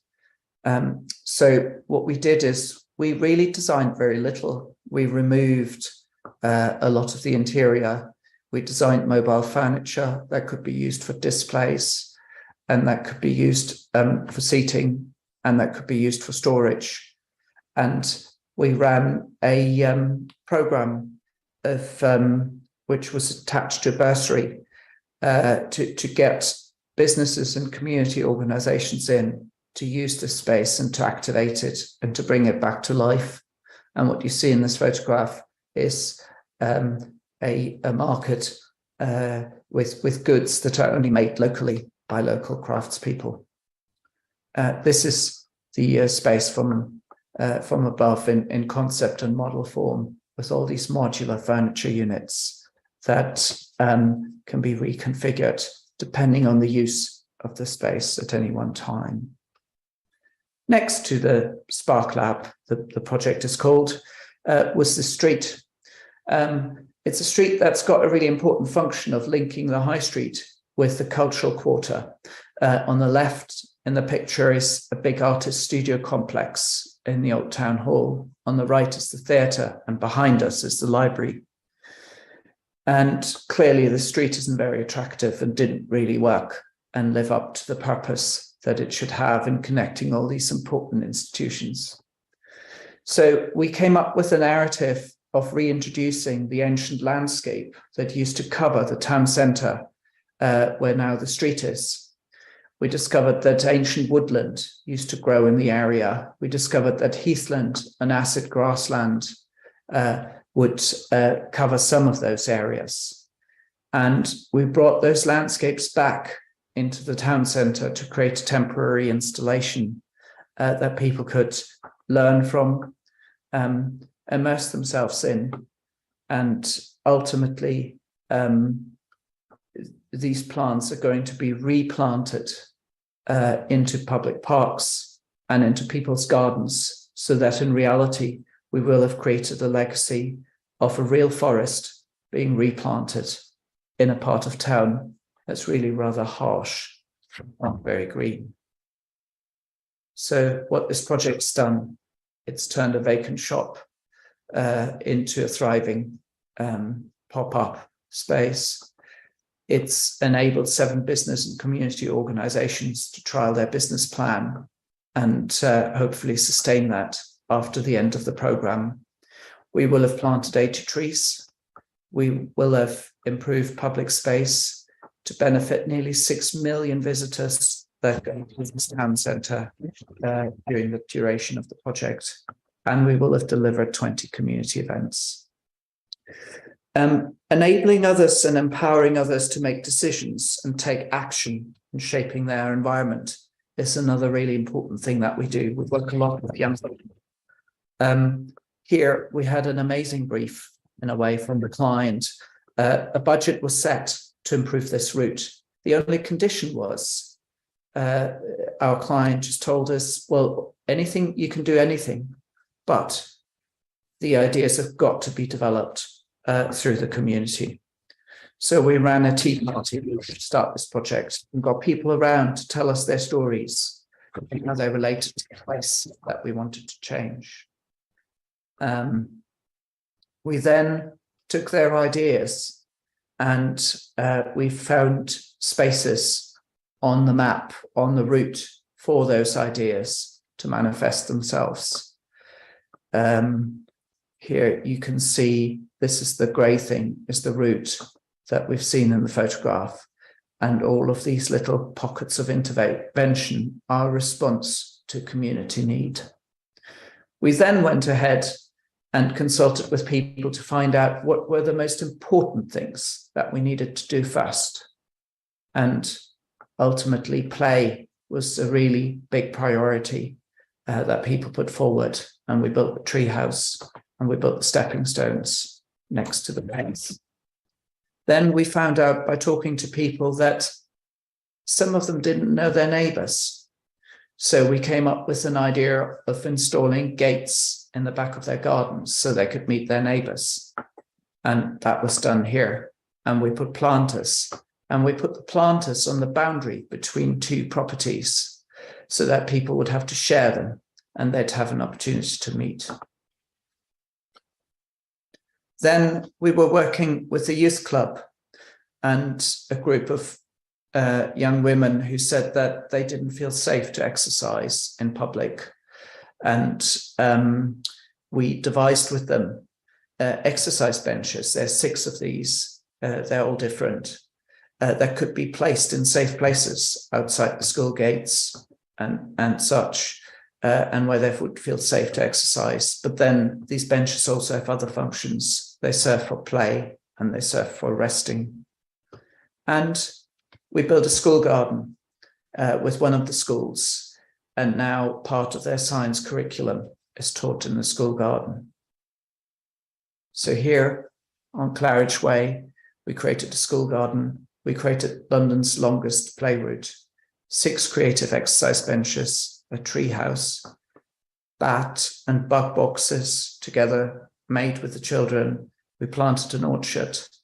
We installed garden gates and communal planters and worked with 400 residents and school children on the project to make it happen. Sometimes architecture is not the answer, and sometimes buildings cause more problems than they solve. We were approached by a charity called Feeding Britain, who looks after people and feeds them who don't have access to food regularly. And we have food banks in London in quite a few places where people have access to food that can't otherwise afford food. So Feeding Britain said, we've got a problem with food banks. They don't really work. People are stigmatized. They don't feel good going there. And they're not conducive to community and to providing support. We've got to reinvent the way that we bring food to communities. So we decided to convert a bus. We bought a double-decker bus.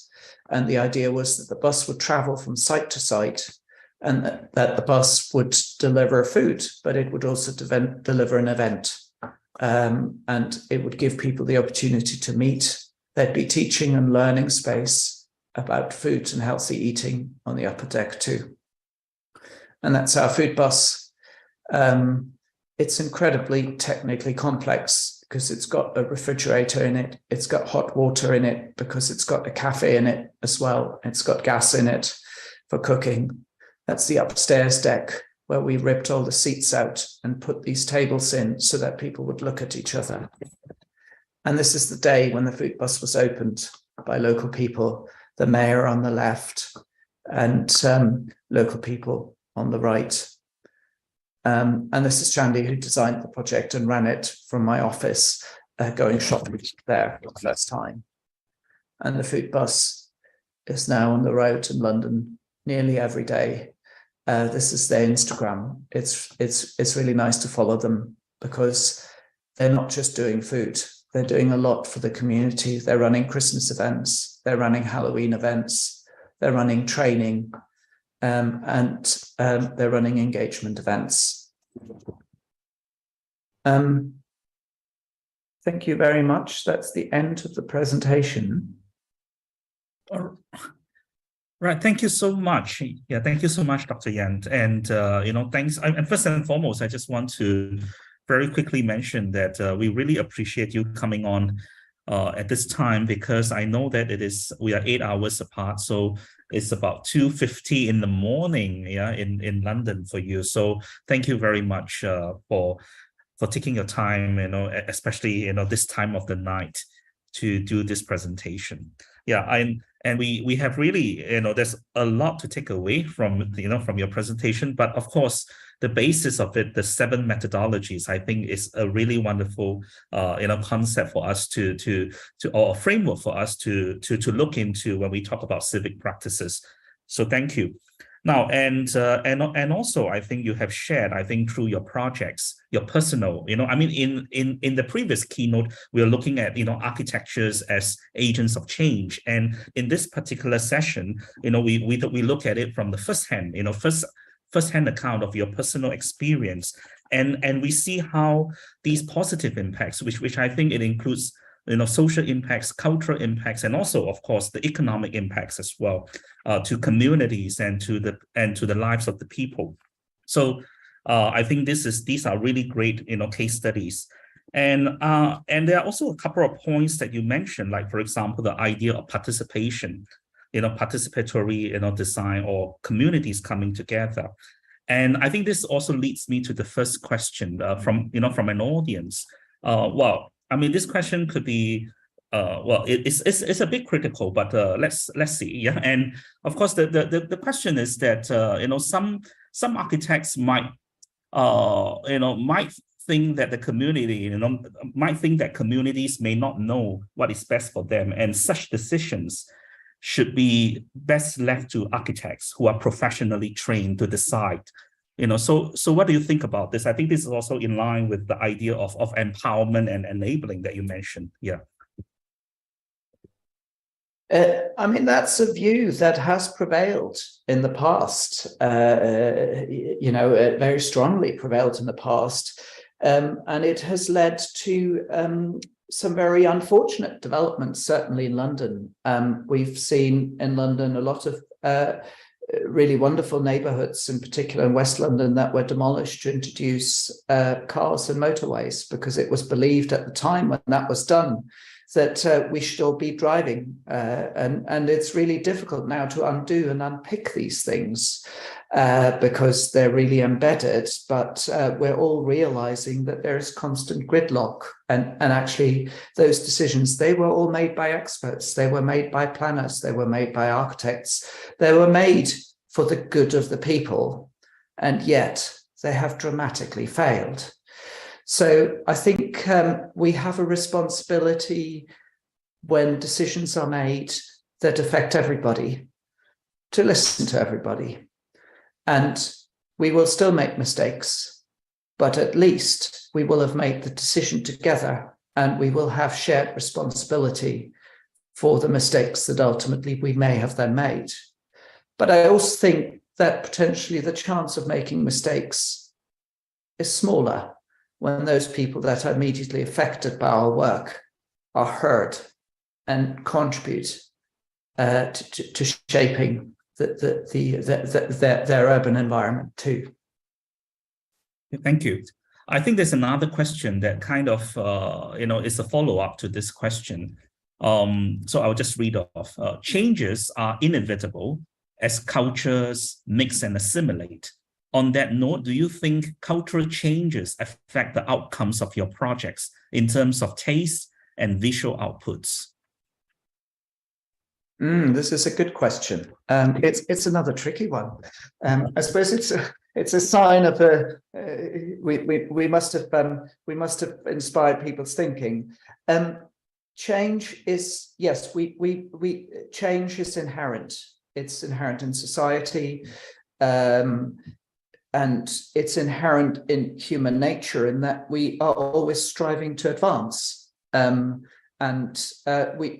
are always advancing, and I found that fascinating in the last keynote where there was a really sort of hopeful picture painted on how we're becoming much more mindful of the natural environment and how we sustainably respond to that.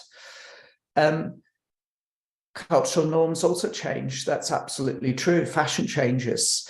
I think as one of the biggest contributions that we could make as architects to sustaining the natural environment is accepting change and embracing change.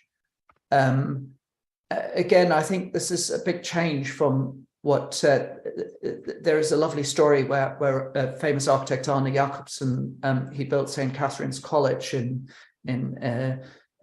Cambridge, and he would come visit when the college was finished, and he would come and he would reorganize the furniture in the college in the way that he had organized it when he first designed it. But obviously things had changed, but it was very important to him that it was the way that he had set it out to be and that it should stay that way.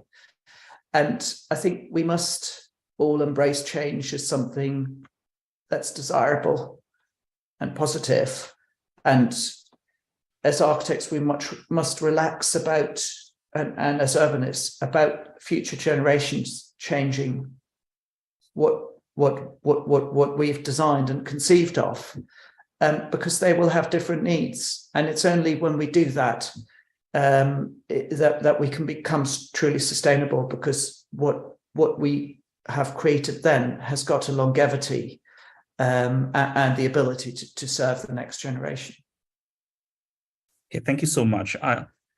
And on this note, maybe I'll ask my, the question that I have, perhaps not very well defined, but my own research is about festivals, art festivals, and art festivals are known to be temporary, right? Short term. They come once a year for 2 weeks, for 3 weeks, and I think I like the idea of transient and temporary. And you mentioned that some of your projects, they are also short-lived in a way that they are gone in a few years, 3 to 5 years, or they are only there for a short while. So you need to see the impact very quickly. So maybe this is out of curiosity. So what happens after?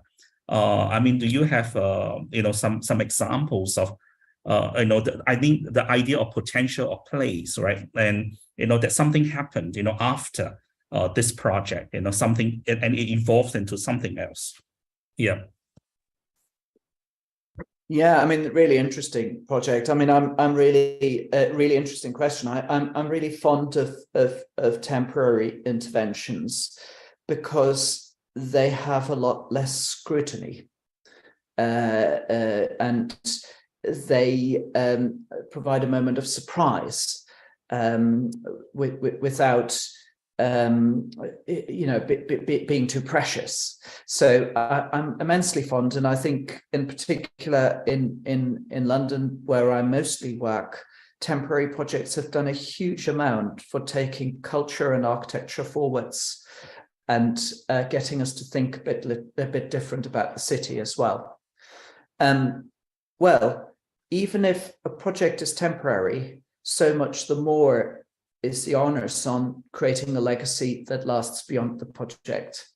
You remember the the Wilderness Street, the green street I showed earlier, we made a plan from first instances that all these trees would be transplanted permanently into gardens and parks around the site afterwards. I wouldn't feel good being wasteful, and you know, those trees are our life, so they need to find a home. Another project like Aberfeldy Street I showed, the colourful street, those buildings will be demolished, but the businesses that we have established on the street are now being moved into a new premises. So there's a different iteration. I think architects and town planners in the past have always thought that their work was permanent. Well, it never is. And actually, the more permanent something was conceived to be, the less flexible it is to serve a future generation. So relaxing about that notion of permanence makes a huge amount of room for creativity and makes things more sustainable, because they can take on a different life later, and a life that we don't know about yet because we haven't arrived there yet. But the next generation will. And if we do a type of design that accommodates changes and adaptation, then it'll have the greatest degree of longevity, actually. Whereas if we build it very permanent, those are the sort of buildings and structures that we're busy demolishing at the moment. Yeah, thank you. This is exciting. I mean, thinking about the idea of temporary and permanence. Just maybe just out of curiosity, just to add on a little bit, because you didn't mention much about visitors. So, do you think some of these projects actually also serve a kind of a tourism purpose? Some of the projects, I mean, when you design these projects, yeah. Yeah, no, absolutely. I mean, it's you've seen a little bit some of the newspaper articles I put forward. That project in Leighton, it was on television internationally, and suddenly a little a town centre outside the centre of London, where nobody would have ever travelled to, became internationally famous in a way. And clearly, yes, one always hopes that visitors will come to these town centres, because ultimately there's also a sort of economic objective behind the work. Obviously, somebody is investing in the work that we do. Often the public sector, and they need to see their town centres to be economically successful as a result. So you're absolutely right. This is left, right, and central to everything that I've shown is the idea to attract visitors, to retain visitors, to get visitors to come back who might not have come back otherwise. So yeah, really, really important part of this. I mean, it's interesting that we did a project in King's Cross, which I didn't show, a community garden again. And that ended up attracting 10,000 visitors every year over a 4-year period. That's quite a staggering number, really, when you think about that. And it was printed in guidebooks and became a real sort of attraction for people coming to London. It's a temporary project. It's now been removed. But yeah, this isn't, the importance of that isn't to be underestimated. Yeah. And on the topic of intervention, perhaps I want to also bring in this example from Hong Kong, where I'm based in, which is the Central Market, which is actually an old market in the central business district. But of course, it has been abandoned for a while, and now it has been revitalized and made into this Central Market, and this very design and very edgy place. I mean quite a hippie place, sorry, where there are lots of things going on, a lot of cultural products, design products on sale. But I think this is also linked to one of the questions that is brought up by an audience about about revitalization, to modernize these old buildings. Do you think do they lose their original identity and join the ranks of the trends of today? Yeah. Yeah, I mean, interesting. I think from an environmental perspective, we haven't got a choice but to start reusing buildings a little bit more. So we've got to find ways in which we can do that. Obviously, we've got a much greater chance to retain, maintain an identity if we keep buildings rather than demolishing them.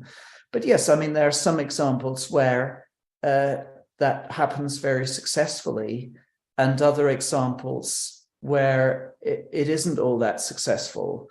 And I think this is down to the designer or the architect really being prepared to listen to the building, to the community, to the neighborhood, and to understand it economically, historically, the social context, the economic context, and then coming up with a response that doesn't only respond to a particular architectural style, but that also responds to all these other factors too that define a neighborhood. A neighborhood isn't just about a visual clue. Character isn't just about a visual quality. It's about all sorts of things. It's about culture. It's about how people use space, how people relate to each other, how they interact with their environment. So in successful revitalization projects, all these things are being taken into account, and appropriate spatial responses are made on the basis of all of these parameters. And again, talking about revitalization in Hong Kong, many of the revitalization projects were government-led or government initiated. I mean, they have drawn up some blueprints and policies, addressing, like adaptive reuse of spaces, in Hong Kong, per se. So I just want to understand a bit about, because that you mentioned a lot of your clients. So I suppose they own the building, so it's not really government driven. So I just want to understand a little bit more about the government approach. I mean, from where you come from to revitalizing, reusing old buildings, and were there some resistance from the government or from local authorities of some of the things that you were trying to do? Because I remember there was one case study that you were trying, not trying, but as an outcome, the streets have to be used, and we have to set up these stores on the streets, and then there are less cars passing by, and the street become a place for community gathering. So were there any resistance about that? Yeah.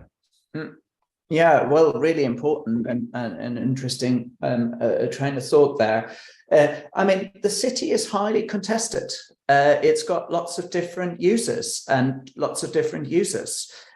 Streets, for example, streets have to work as social spaces, and we've discovered that since the pandemic. It's so important that we've got social spaces to meet other people just outside our front door. But also streets work strategically. They're about movement, connectivity, and getting you to places. So there is immediately a conflict, right? It's the conflict of social interaction, which requires a level of stillness and the movement to get from A to B. There are lots of other conflicts. There's obviously the physical limitation of space. If I park cars everywhere, then I can't sit outside the restaurant and eat. So there are those conflicts too. And then there are cultural conflicts as well that play themselves out in the city. And on all of the projects that you've seen, those discussions need to occur and need to happen in order to make the project happen. And ultimately, what comes out of this discussion is either a good compromise or a recognition that there is a vast majority of people who's got a particular interest, and that other people may just have to fall in line in the interest of democracy and serving the majority, that they might just have to to put up with an inconvenience to facilitate the majority's needs. So yes, they're all very political projects. That's what makes them really interesting. They are very challenging projects because sometimes the discussions become very emotional. People have lived somewhere, they know their neighborhood, and some people just simply are fearful of change. So we put a huge amount of time and effort and energy in building trust with communities and in between and amongst communities. And that's the great thing and the potential of these projects, that they aren't only self-serving, that ultimately a good process and a good project can lead to people in a neighborhood having better relationships, there being greater social coherence, people being friendlier and not more considerate of their neighbors and people living locally. Like the gates we introduced in the gardens so people could meet their neighbor. That was all voluntarily. They came forward to volunteer for that project. And that's where I see the real potential of architecture lying, is opening up the process to have those discussions about those conflicts that inevitably exist in the city and finding a good solution that works for people. And as a result, having tighter social networks. Mm. Yeah, it's always a process of constant mediating between different power structures and different power relations. Yeah, so thank you for this answer. And maybe one last question before we close the session. And I think we want to come back to the question on education, yeah, since we are all in the field of education as well. So do you think that school or education as a whole have taught students enough about civic practice? Or perhaps you can also link it to the discipline of architecture. And what do you think education in particular, I mean the university in Asia perhaps, is able to do more in this area? Yeah. Yeah, well, I mean, very relevant. Again, good thought. We work a lot with young people. I think young people are increasingly demanding, but also need to be given a voice in shaping their environment. I think what people are realizing more and more, that we've actually created a huge mess, our generation and the previous generation, for the next generation to sort out. So the least we can do is equip them with the tools and the voice to pick up the pieces and make the changes that we won't be able to complete making in our lifetime. So involving young people in projects, listening to them attentively to build their voices into projects, it is really critical for them, first of all, to create an environment that suits their needs, but also for them to gain the confidence and knowledge that they're being listened to, and ultimately that they have a voice and an impact on their environment, because they will have big challenges to tackle. So we are starting to do this. It's really interesting. There is a lot of policy guidance now in London coming out about involving young people in urban design. We've recently actually really great. We've won an award with that project in Claridge Way that I showed, which was all about partnerships with schools. It's also incredibly rewarding as a practitioner. I think we should all open up to that. And obviously, I mean, in higher education, what I always feel, the real world is so exciting and there is so much for students to learn from a higher, because I also obviously teach in higher education. I always feel we're too inward looking, and there the opposite needs to happen, that we need to look at the real world and we need to work with our students and teach our students to tackle real world challenges and find really inventive, intelligent solutions for them. So challenges in both sides, slightly different for academics than maybe for practitioners. Thank you very much, and I'm really intrigued by your the choice of word confidence. I think we need to build confidence, in our students that they could be able to make such decisions for themselves and for their communities. I think this is really, really crucial. So on that note, thank you very much. And once again, thank you so much for staying up this late and for giving us this very insightful, presentation. Thank you very much, Jan. Thank you very much for having me. It was a real delight to join in, and I also heard the previous keynote speech, which was excellent. And thank you for the intriguing questions to you and the audience as well. Thank you very much. I'll hand over back to the conference. Yes. Thank you so much, Dr. Jan, for such a thoughtful session and for making time. The approach to involving the community in the decision-making process is so beautiful. Thank you once again for sharing this with us. Thank you to Dr. Benny as well for moderating the session wonderfully and for sharing your insightful thoughts. We now move to the final session of the paper presentations, which will be moderated by Ms. Sisin Fan. Ms. Sisin is the program manager of Along the Edge Arts Festival in Hong Kong. She was also the teaching assistant for the MA in Cultural Management program at the Chinese University of Hong Kong.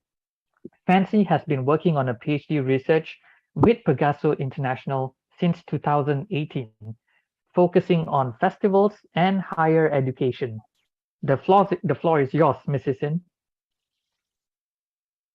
Thank you so much for the introduction. So I will be your moderator for the paper presentation section 3. So we will have 3 topics that will be presented. So it's just a very kind reminder, like if audience have any questions, please feel free to post it in the live chat and we will read it through after the presentation.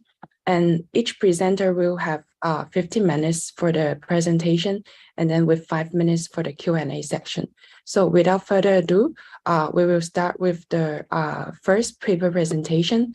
The topic is ethical dilemma in performing arts management during COVID-19, a case study in Hong Kong by the author Xiaoyi Tang from the country China in the areas of arts. Over to you, Xiaoyi. Hello, everyone. My name is Xiaoyi. I'm from the Chinese University of Hong Kong, and the topic of my presentation for today is the ethical dilemmas in the performing arts management during the COVID. It's a case study in Hong Kong. So my research is focused on the arts management fields in the COVID-19 period. And in this period, arts managers must face the fast shifting work patterns and the unprecedented ethical dilemmas. As the most important communication role in the arts industries, the ethical decisions made by the arts managers and the factors behind them will affect the artists, arts organizations, audiences, and the other groups and the local arts ecology and the whole ecology. So I will use the performing arts organization in Hong Kong as a case study and attempts to discover the ethical dilemmas faced by the performing arts managers in Hong Kong during the COVID-19 and their solutions, as well as the critical factors at play. We'll discuss it in my paper. So ethical issues is everywhere. It is inevitable that workers in the arts organizations also face the more ethical problems in their working practices, such as the problem in the IP rights of the culture products, self-censorship, and the integrity and the issues of marketing artworks. And the extent of these problems also affects the development of the arts organization and can furthermore have the negative impact in our society. So the ethical issues facing performing arts organizations have become more multifaceted in the impact of the COVID-19 that has swept the world in recent years. And From the start of the pandemic to begin at the 2022, China and Hong Kong are the governments who have adopted zero COVID policy. They have the strict pandemic prevention and control policies. Regions had to a state of the standstill for the time. However, caught between the policy and maintaining the work of the organizations, the managers have to face some of the way the health and the rights of the individuals in the organizations as well, and communicating with the different groups and making decisions involving the ethical considerations, such as this kind of the dilemmas is a new and presented for the entire industry. So all of these decisions and their choices are worth to discuss and research. Therefore, the main research questions in my paper is that what's the ethical dilemmas that the performing arts managers faced in their practice during the pandemic, and how they coping it, and what is their process for their making ethical decisions and any factors played in it. So to explore our research questions, I think we need to discuss some definition before we talk to the findings. The ethical dilemmas, it refers to when the people regard themselves as having the moral reasons to do each of two actions in the conflict. But doing both actions is not possible. So some scholars also narrow these items to the moral dilemmas, which is a situation in which the moral values at the stake are of the equal importance. And when it comes to the arts ethicals in this paper, we defined the overall the artistic quality of the artistic production or exhibitions has long been only ethical values deemed important for their arts managers.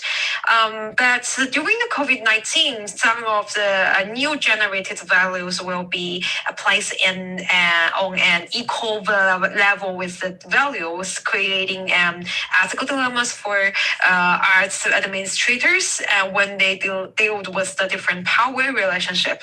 So most importantly, the health concerns arising from the COVID-19 and the policy compliance have impact on arts managers' commitment to the ethical value of the artistic pursuit.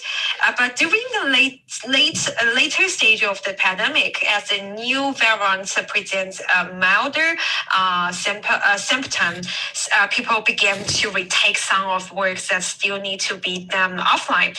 At this point, when the well-being work versus health, or human rights versus health, the value of life and the health seems to decline, and the moral choices people face become more difficult to make.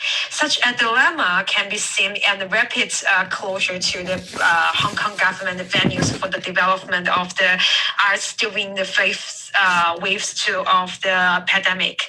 So, and the more nuance the management of the employees' health in the post-disaster pandemic era also involves discussion of the value of the fairness and the trust. So this is particularly evident in the management of the performing arts organizations, which have a close relationship with the public health. Regarding these ethical dilemmas and their decision making, I will adopt a framework of the explanation proposed by the scholar, whose name is O.C. Fairwear and John. They based on the both the widely accepted research in the academic circle, and they exploited the model of the ethical decision making process in the many organizations. which includes the ethical issue intensity, can be defined as the relevance to the or importance of ethical issues in the eyes of the individual, work group, or organization. And second one is the individual factors such as the gender, education, nationality, age, and the locus of control can affect the ethical decision-making process and the organization factors. It's based on the corporate culture, which showed organizations' value often have the greater influence or on individual decisions than that people's own value. And the last one is opportunity, which results from the condition that provide a reverse. So these factors will interrelated and influence the ultimate ethical decision. So in this paper, the ethical dilemmas encountered in the Hong Kong region in the field of the performing arts management regarding the pandemic will be collected using the interviews and the observations by myself. And I will analyze and interpret it using the framework chosen from the literature review, as I mentioned above. The period of the research is 4 months. It's not a very long research, but I conduct at least 2 one-to-one interviews to my 3 interviews each. So I want to talk about why I select this case for my study. I have chosen a very large performing arts organization with a good reputation and a wide audience base in Hong Kong, which also means that this organization has a more diverse departmental structure and a large number of staff. So they have the great number on the diversity of the ethical dilemmas that they raise. But it should also be noted that these ethical issues found in this arts organization cannot be considered representative. But this is still valuable to talk about or to do some research and to a relative degree. Some of the ethical dilemmas are encountered by the managers of performing arts organization in Hong Kong. So here's my findings. I have to say that on the assumption that interviewees confirm the definition, ethical dilemmas, and the ethical values of the arts managers themselves, I categorize the ethical dilemmas in the interview result according to type, while analyzing the analysis of the decision they made. The first one I called it the communication with the government and the policies. To prevent the infection, the government of Hong Kong closed down the performing arts venues and rehearsal spaces and call for online work. However, it is not realistic for the performing arts organization to work entirely online. So in addition to the KPI pressure from the sponsors and the society or the audiences, arts managers, they are aware that the performers need to practice in the professional rehearsal studios or risk their physical deterioration or injury. And in the long term, arts managers, they have to face the ethical dilemmas of whether to protect their staff from the COVID-19 in accordance with the government regulations, or to stick to the offline work to protect them, their artist body and develop their artwork as much as possible. So based on the result of research, we find that the working completely online was unrealistic in the prolonged pandemic environment, both personally and as the company at the beginning of the pandemic. They just tried to approach such as rehearsals and filming at home, but the figures for the works is not promising, and actors, the performers will get injured as a result. So until the 5th wave of the pandemic in Hong Kong, the opportunities factor played an important role in this decision too, and the company tends to keep interpreting the latest government regulations, keeping their work offline to the greatest extent as possible, as long as the government did not explicitly prohibit it.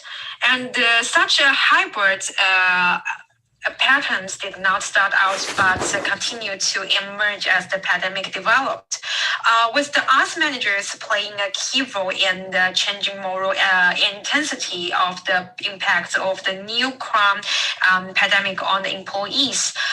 Arts managers were intentionally more declined to follow government policy to stay away from the COVID-19 virus, and the pandemic lasted longer, and the virus became more subtle, and the arts managers' moral extensions in response decreased, and they gradually became declined to advance the arts. However, it is worth noting that they did not abandon the compliance with the government policy at the point out of the pandemic, suggesting that there's still moral consideration.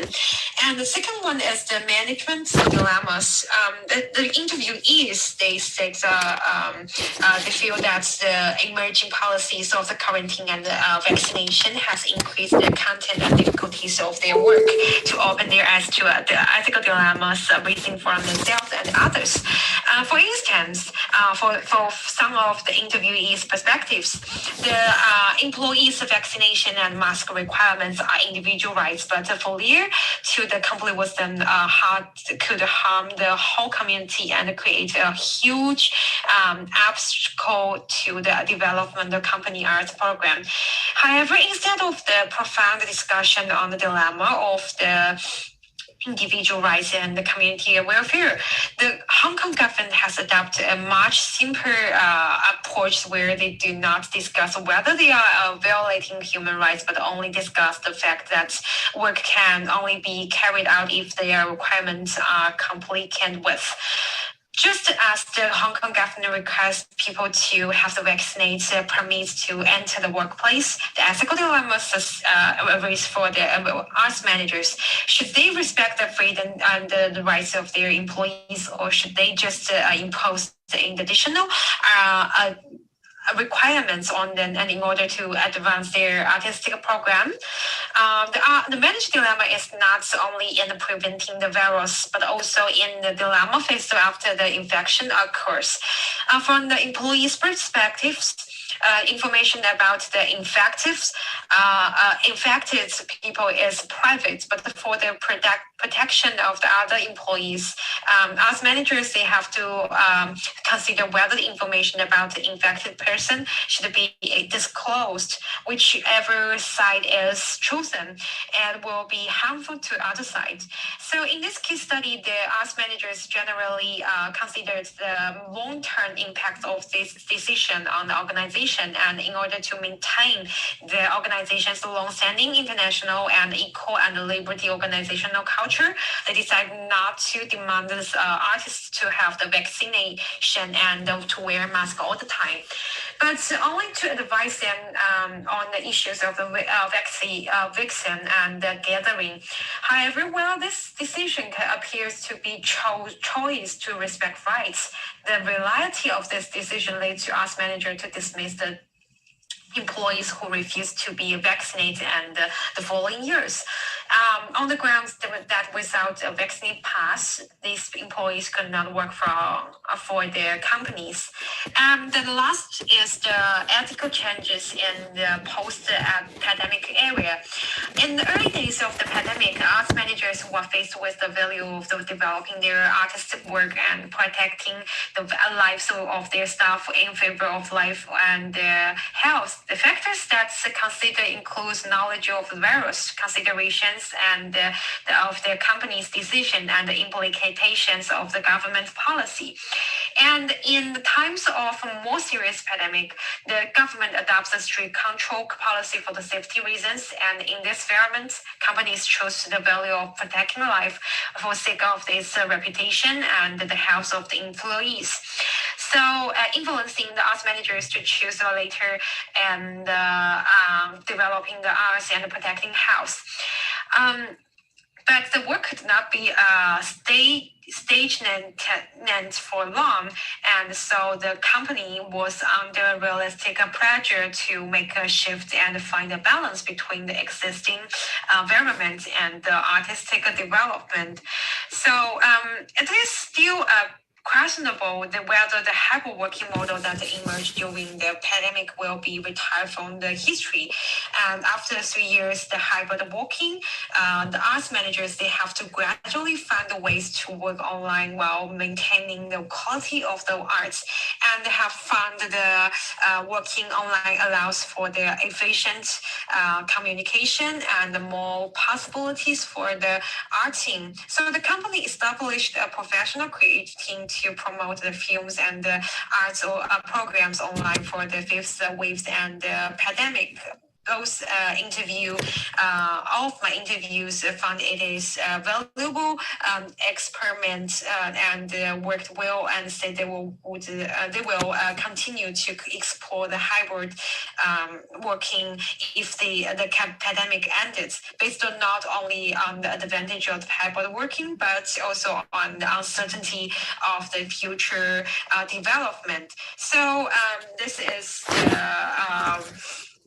conclusion. During the pandemic, the arts managers in VUW faced many ethical dilemmas, and in this case studies, they from the different the interviewees there from the different departments was surveyed to explore ethical dilemmas and the coping mechanism encountered by the performing arts management industries in Hong Kong during the pandemic. As we can see, it's actually change the local ecology in the arts industry in Hong Kong. And although this study is just to talk about one organizations, but in the further research, I think more cases will be selected to study and ethical difficulties faced by the arts managers industry in Hong Kong.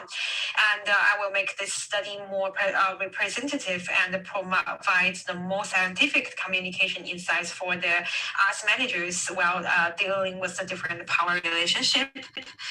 This is my presentation. Thank you for listening. Thank you so much for your presentation. So we have questions for you. So the first question is about, so thanks for the presentation. So the performing arts managers are often faced with multiple ethical dilemmas. Based on your experience as an arts manager, how do you manage these dilemmas?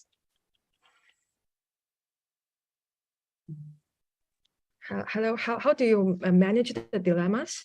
Yes. As the arts managers? Mm-hmm. Actually, in Hong Kong, the arts managers, the first role for them is just to obey the Hong Kong government's policies. So they will really respect the policies that the governments gave. So if they just ask you to do the vaccination, you cannot just reject it. So the first rule is to obey their policies. But the arts managers, during the 3 years in COVID-19, they have to find a way dealing with all the communication or the knowledge, or they have to have the very good knowledge of knowing the policies. So they are good at find the space in this rules, and which can make them have their own offline works, or give them more opportunities for the performers to practice. So I think they just focus on the policies and learn from the policies. And the second rule is at the first stage, they are really concerned about the health of the performers and the staff.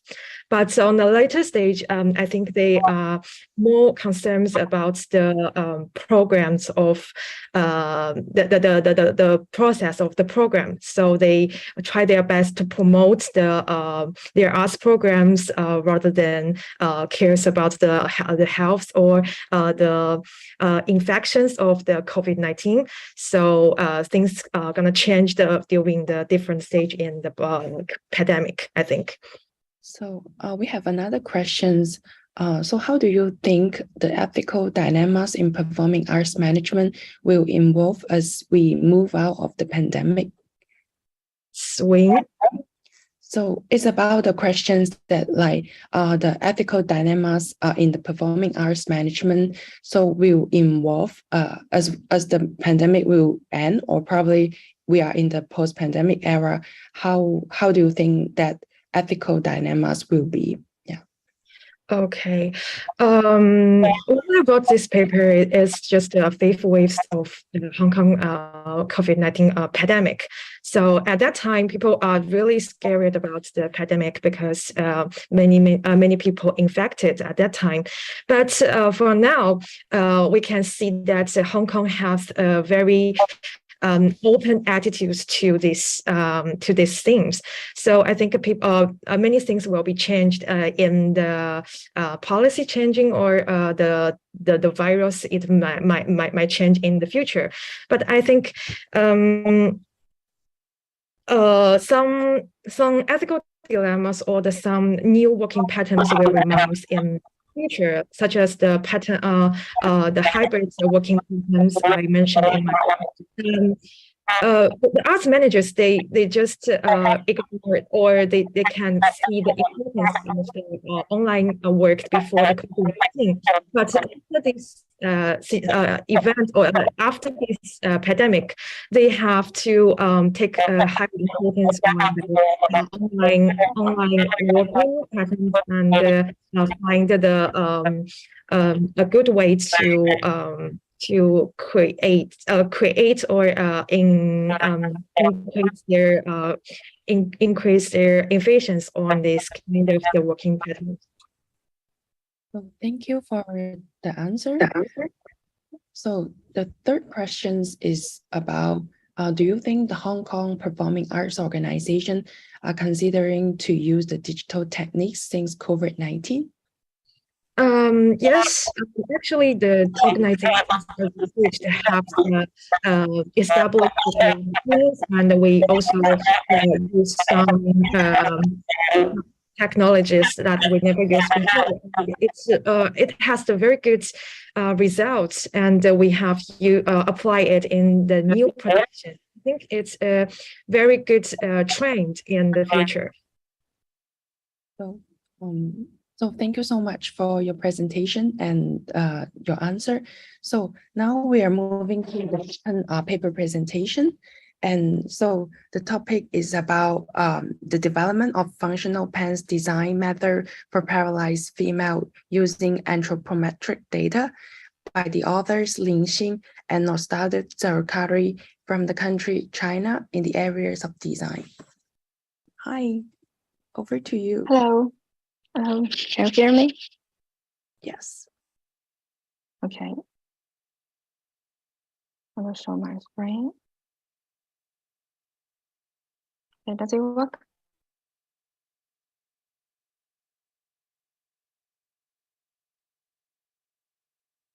Like this. Hello. It's my pleasure to have the opportunity to share my research here. Today, I would like to give you a very brief introduction about the development of functional pens design method for paralyzed female using orthopneumatic data. And I'm from the Chinese University. Today, there are 5 parts in my presentation, including the introduction and the orthopneumatic methods, pattern making, and trial fitting assessment, and also the conclusion. This presentation summarizes the latest method of functional pens design for female wheelchair users in the past 5 years. And there are currently a total of 9 methods focusing on the measurement method of seating body shape data and design themes of seating pens. Based on a broader understanding of the development frontier of seating functional pens, This research aims to find the best adaptive design diagram for local female paralyzed wheelchair users. Wheelchair users need to sit for a long period of time, and the dimensions of their lower limbs are different from those of healthy people. So accurate anthropometry is particularly important. Based on the current commonly used anthropometric steps, we will introduce from 3 aspects, including measurement techniques, measurement points, and the presenting method. The most advanced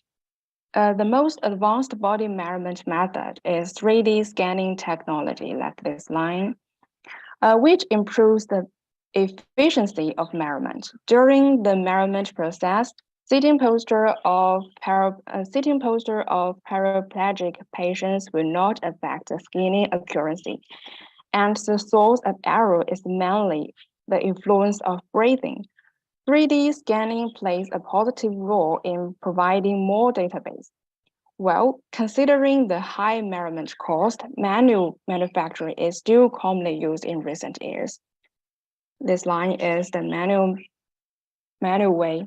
The manual measurements do not require special confidential equipment. A tape and a record sheet is all the measuring tools. Unlike 3D scanning, which aims to obtain data quickly, manual measurement focus on in-depth communication with participants to obtain more information, such as the participants' mental and life status, preference, and others. The convenience of manual measurement is that it is not limited by location and it can be carried out anywhere. Because of the face-to-face measurement, the thickness of the clothes worn by the participants had a greater impact on the measurement error. In addition to the measurement method, the selection of measuring position also has a great impact on measurement accuracy. There are 102 different body measurement points measured in recent studies, including 66 sitting positions and 36 standing postures. Waist girth and knee height appears the most frequently. More than half of the studies measured chest and calf circumference. Thigh girth, hip girth, and knee girth were also the common pace-related measurement dimensions included in the research.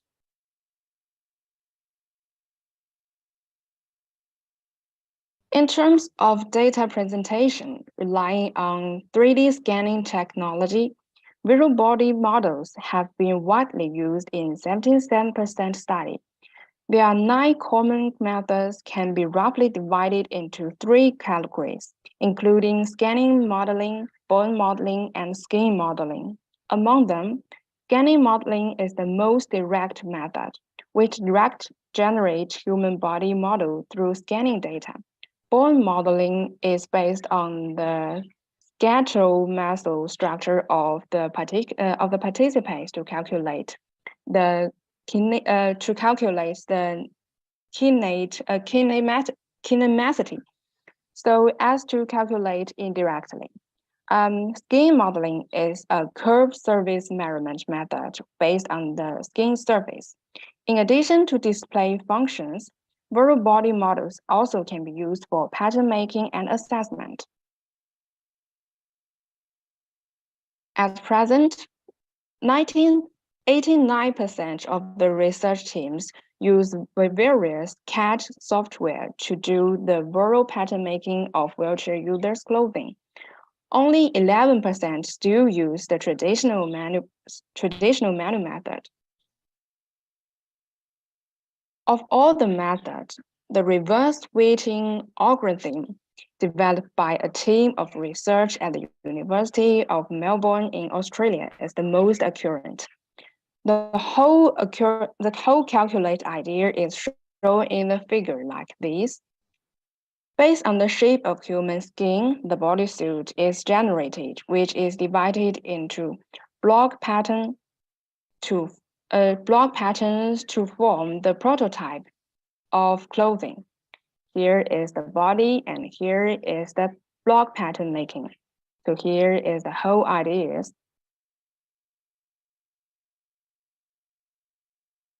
Trial fitting assessment is an important part of testing the reasonableness of clothing design, especially for wheelchair users.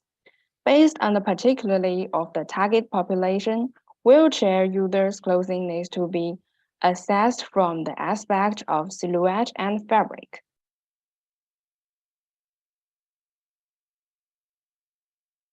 The aims of silhouette assessment is to test whether the pressure generated by the clothing on skin surface of wheelchair users is reasonable. The main reasons include unreasonable size loose and improper functional design. The practical methods available today, including observation, 3D virtual portraits, and surface tension imaging.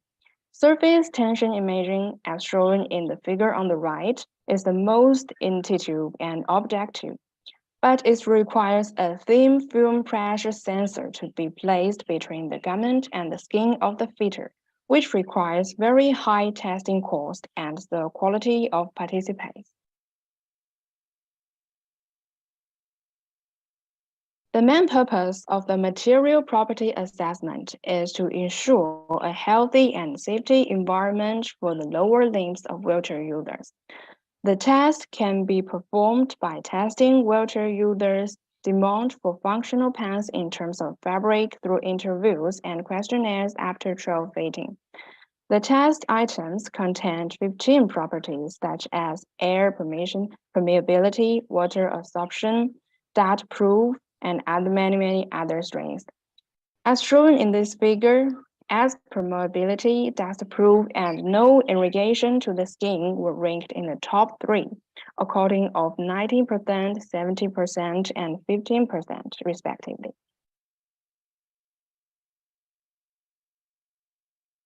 In one word, the design of functional pants for paralyzed female wheelchair users have strong customization characteristics. It is necessary to repeatedly test and adjust the design diagram. In anthropometric and design, the most advanced technology is 3D nitmetric visual modeling, which has the characteristics of accuracy and can quickly capture the human body. In pattern making, the reverse weighting algorithm of visual human skin can complete the structure transformation from 3D to 2D. It is the most intuitive and convenient method to generate a pants prototype. Based on the different research with the different area, maybe the most important and the most useful way will change. We need to keep very focused on the target group and change your way and change your method to make the data very useful and make the research very quickly. So that is all my presentation. Thank you for your time.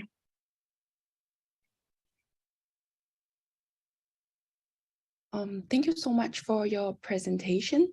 So we have one questions. So thank you for your presentation. It's a truly noble research.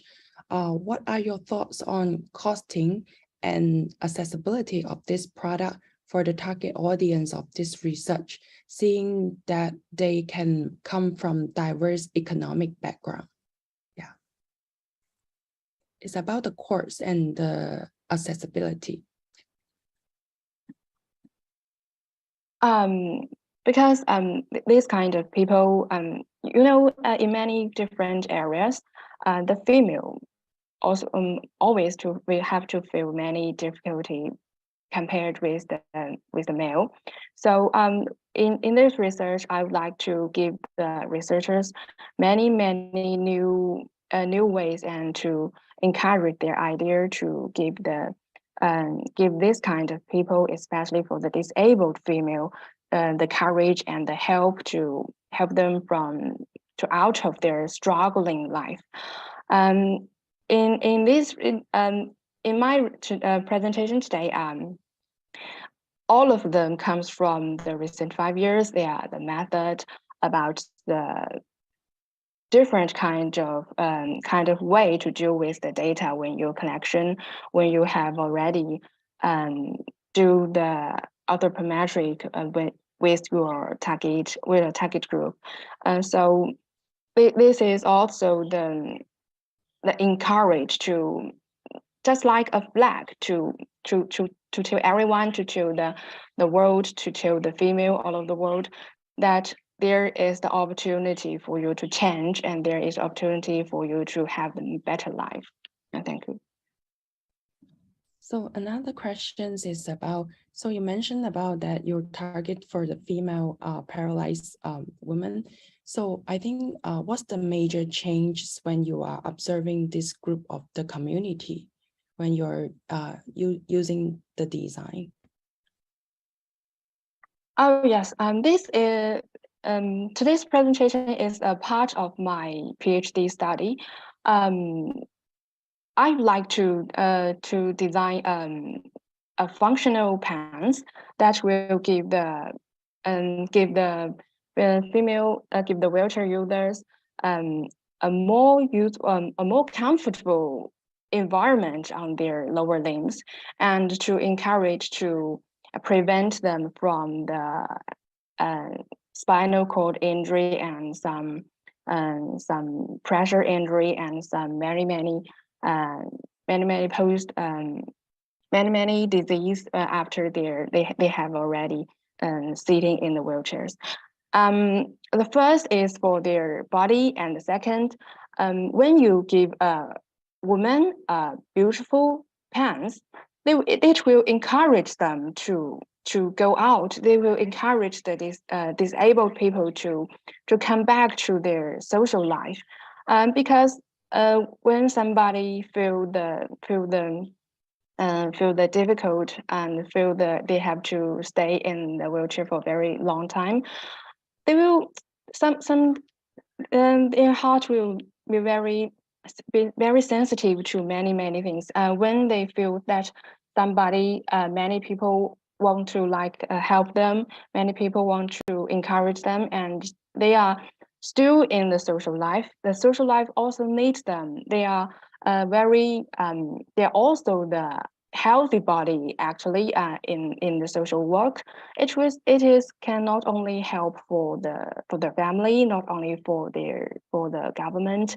It will also help their parents, help their baby to have a more healthy mother and more healthy children, I think.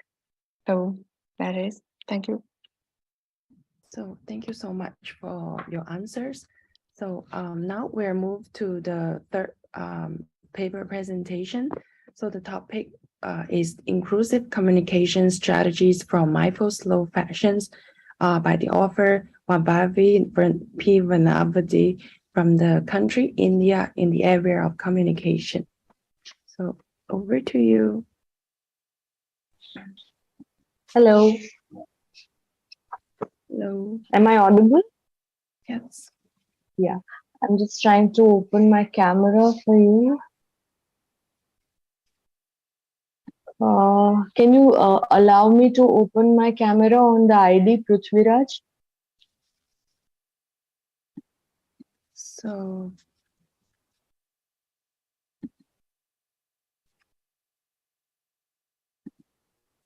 maybe the team can support a bit. Do you want to play the presentation I've shared already? Maybe there's some problem in sharing that presentation. Can you share your screen? That's what I'm not able to play the presentation. So maybe you can wait a bit. So we are granting you the permission to share the screen and also turn on your video.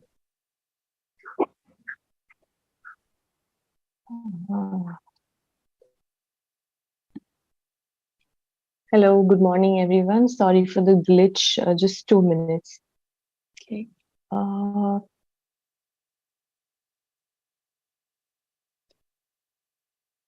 I'm not able to start the video. Do you have the slides, please? Can you share that? Do you want our side to share your slides? Yes, please. Okay.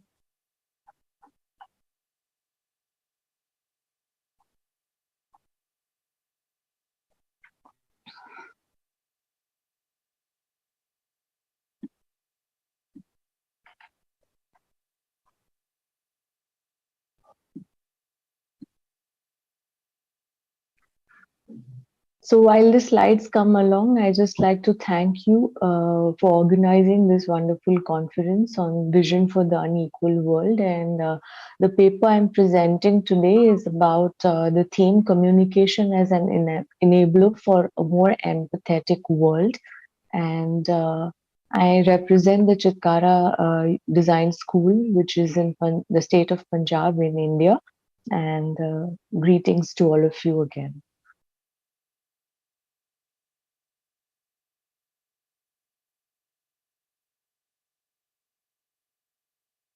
Thank you so much.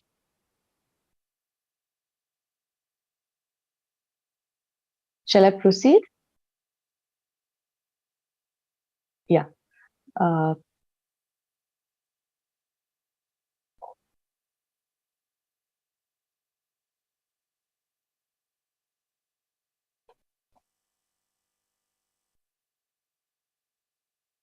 Yeah. So, as I said, the topic is inclusive communication strategies for the mindful slow fashion. And the paper broadly talks about how the new world emerges from several centuries of human evolution and based on need to innovate and discover the changing dynamics of the socio-cultural, technological and geopolitical economic factors that impact people and communities and the environment. Understanding of communication barriers leading to rising disparity in society and the closing consumption across humankind is crucial for this study, which focuses on remedial communication strategies. Slow fashion is exactly the opposite of fast fashion, which is based on human and ecological exploitation, overconsumption, and eventually adds tons of plastic waste to the landfills. Slow fashion is about ethical treatment of people and communities involved in making of the clothes, as well as when we talk about sensitizing the wearers of the process involved in making of these clothes. This is an exploratory study based on review of literature and primary observations.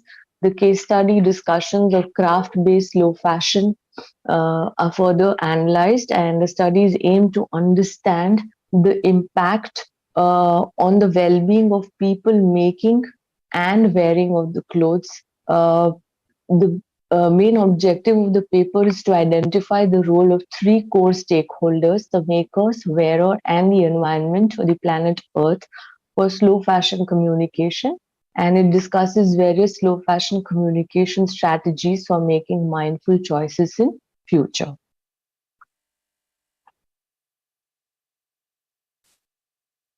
According to the Webster Dictionary, communication is a process by which information is exchanged between individuals through common systems of symbols, signs, and behavior, and that communication can be verbal, non-verbal, visual, and audio too. And it is noteworthy that the interconnected nature of communities is based on communication amongst the members and the larger world. And this broad definition of community is a group of people with common characteristics or interests living together within a larger society, and that's in sync with the conference agenda as well. Going to Faisal's definition of communication is an ongoing interchange among people, thoughts, ideas, opinions, impressions, information, and data, and looking at exchange of information between the sender and receiver in the society. And therefore, communication is a very crucial to community development in the participating communities in the society. The focus is on enhancing the interaction between the people that will impact positively on improving the living conditions of members of the participating communities and the people with whom they work to achieve these goals. Slow fashion is about consuming and creating fashion consciously, and therefore it connects social and environmental awareness and responsibility with the pleasure of wearing beautiful, well-made and lasting clothing as compared to immediate gratification afforded by the fast fashion. The term has been coined by Ms. Kate Fletcher, and it largely talks about slow fashion being an intersection between ethical, eco, and lasting fashion. While one need not check all the boxes to be considered slow, and how more than one items need to be achieved in order to be a true embodiment of slow fashion.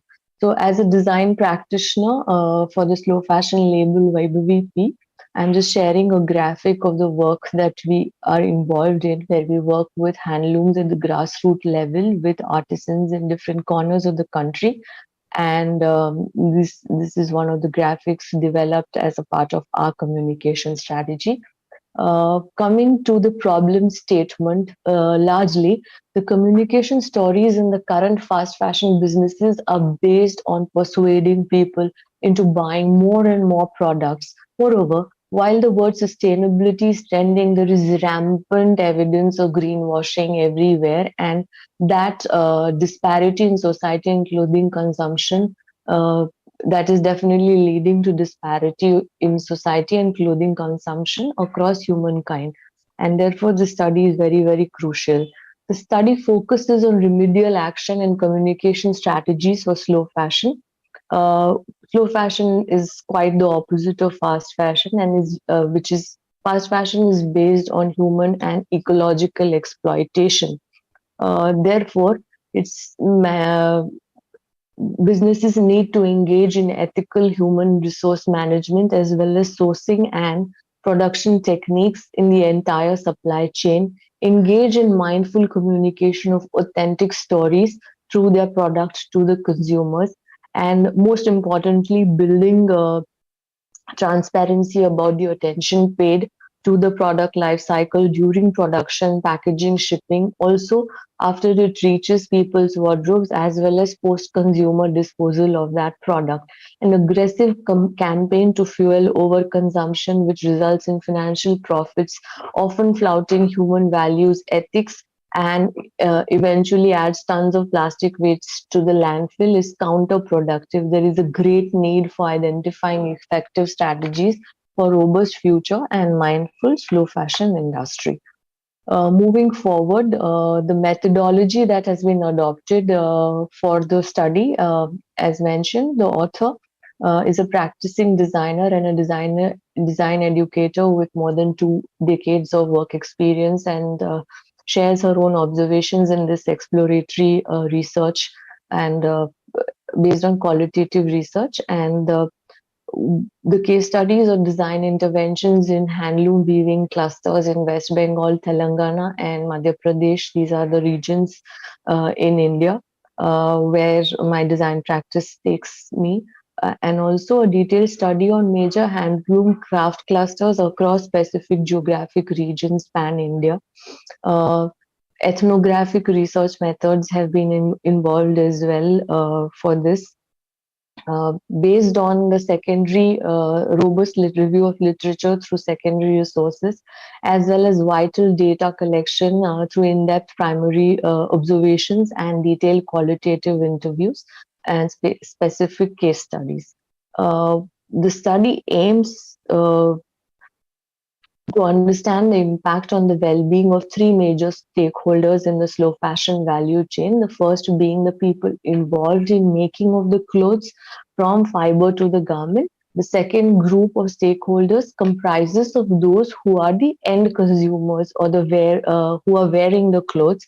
And the third stakeholder being the planet Earth, which is home to all the living creatures and the ecosystem.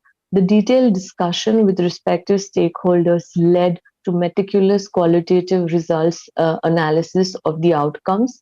The result analysis further led to formulating effective communication strategies that are identified for ensuring a robust future and nurturing a caring slow fashion industry.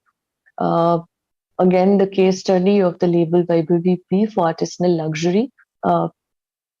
Designer explores rich heritage of Indian textile treasures and translates them into contemporary fusion lines for everyday smart looks. The artisanal luxury and minimalism are aesthetic directions in the designs. The most important consideration in the design development process is the development of handwoven fabric with indigenous resources of the various craft clusters, co-creation with to ensure craft and cultural sustainability through sustainable livelihoods for rural artisans of India without displacing the rural artisans, and endeavor circular design practices at each level, making clothes with a lot of love for the maker, wearer, and the earth. These designs are are for the mindful and free-spirited people, and sharing visuals of an upskilling workshop with urban women in the city of Mumbai, and the label presented a collection of hand-spun and hand-woven textiles on the 150th anniversary of Mahatma Gandhi at an international conference, followed by a fashion show. This is one of the visual communication examples of inclusive communication strategies for mindful slow fashion. Can we move to the next slide, please? Thank you. And while this may not be very readable on the small screen, it's meant for a larger poster. I'll just share the extracts of that going forward. Next slide, please. The findings and discussion. The data has been examined qualitatively and analyzed through the lens of three paradigms of the inclusive stakeholders. The first is the maker. Craft sustenance talks about sustainable livelihood without displacing the rural artisan, and such that they are continued to be inspired by the natural habitat and beauty, use local resources, and continue to excel in their craftsmanship. And the next generation of artisans can be trained. And most importantly, the rural artisan needs to have socio-economic and environment sustainability, deserve a place of dignity in the fashion value chain. Right, and there are various artisan training schools across parts of India towards meeting these goals, and this needs to be continued in other clusters across the world as well. Example, this is a woman weaver from the city of Maheshwar in Madhya Pradesh. We're working on her handloom, and we work with these native village artisans for the development. Finding and coming to the next stakeholder.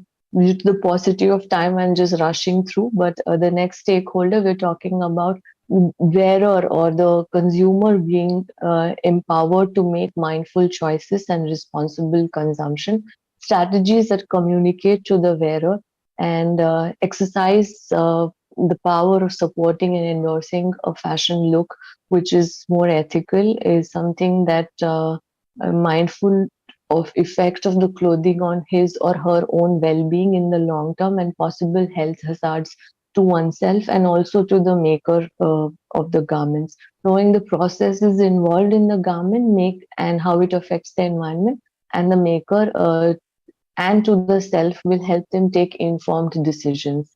We need effective communication strategies that will encourage adopting a way of living in support of choices which are made mindfully, also appreciate handcrafted products and aim at responsible consumption. Slow fashion also addresses the sustainable development goals, which is about inclusive growth for all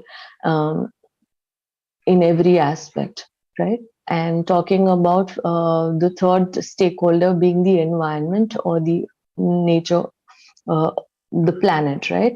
So talking about encouraging natural fibers, organic farming, mindful consumption of resources, water, energy, fuel, material, eco-friendly laundry practices, aftercare, and definitely the effluent treatment in the clothing production value chain. However, sensitizing people about the environmental and human damage due to abuse of nature, air, water, soil pollution, landfills of discarded non-biodegradable clothes is the urgent need for future damage control and a need to adopt eco-friendly laundry practices. Effluent treatment, reuse, and recycle of natural resources will be helpful too. Next, please.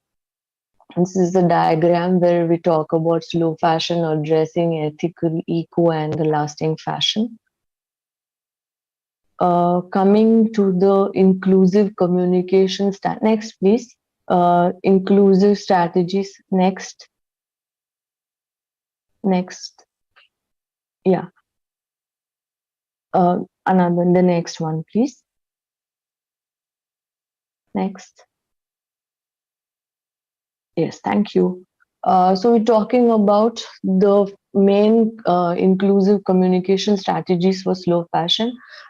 It's very important that people know the story behind who made their clothes and how many human hands have touched the garment before it actually reaches. It is whether it is the farmer, the spinner, the weaver, dyer, embroider, pattern makers, tailors, ironing, packaging, so on and so forth, and whether they are all getting their true wages, well-deserved wages or not. The branding story of sustainable livelihoods without displacing the rural artisans and ensuring safe working environment and fair wages will help support a dignified living. Slow fashion that gives dignity and security to the maker. Very, very important. No child labor is involved and proper medical facilities are available to the people and their families.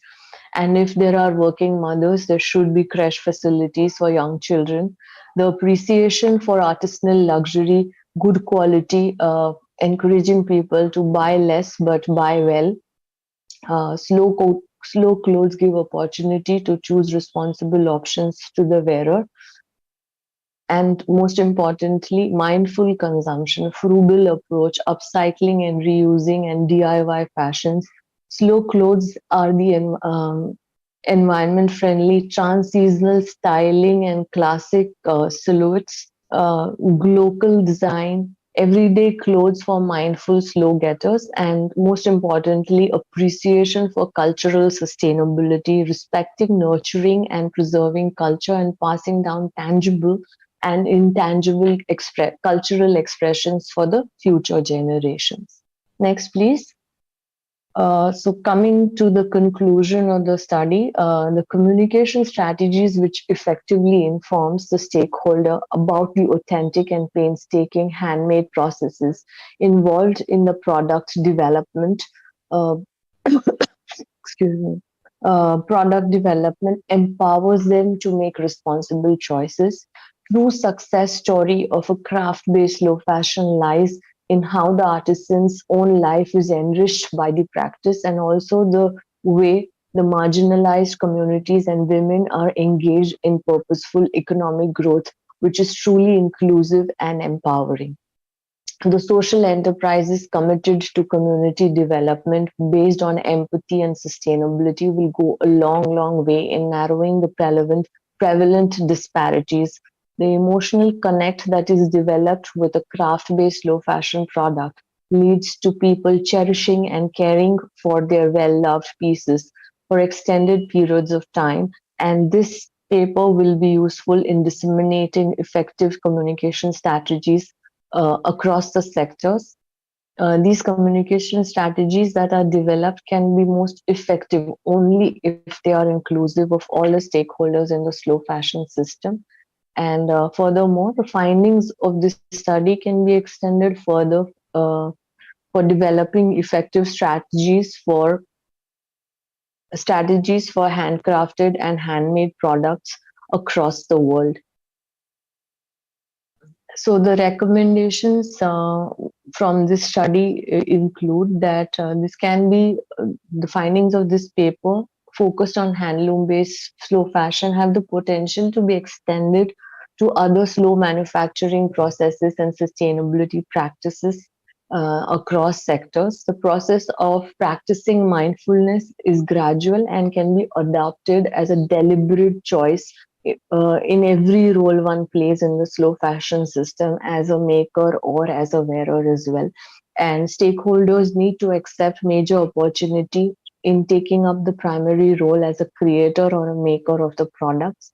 The role of content creators in developing inclusive and mindful communication strategies is pragmatic. The consumer of slow fashion is the major catalyst in bringing about any paradigm shift in the way fashion stories will be embraced and endorsed, and most importantly, empathetic and collective action of various stakeholders in the value chain is crucial in implementing the communication strategies for inclusive opportunities for growth and cultural sustainability.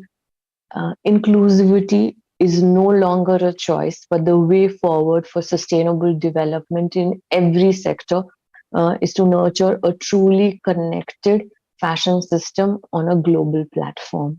With this, thank you. Next, please. These are the references, and thank you all for your time, and I'm happy to answer any questions that you may have.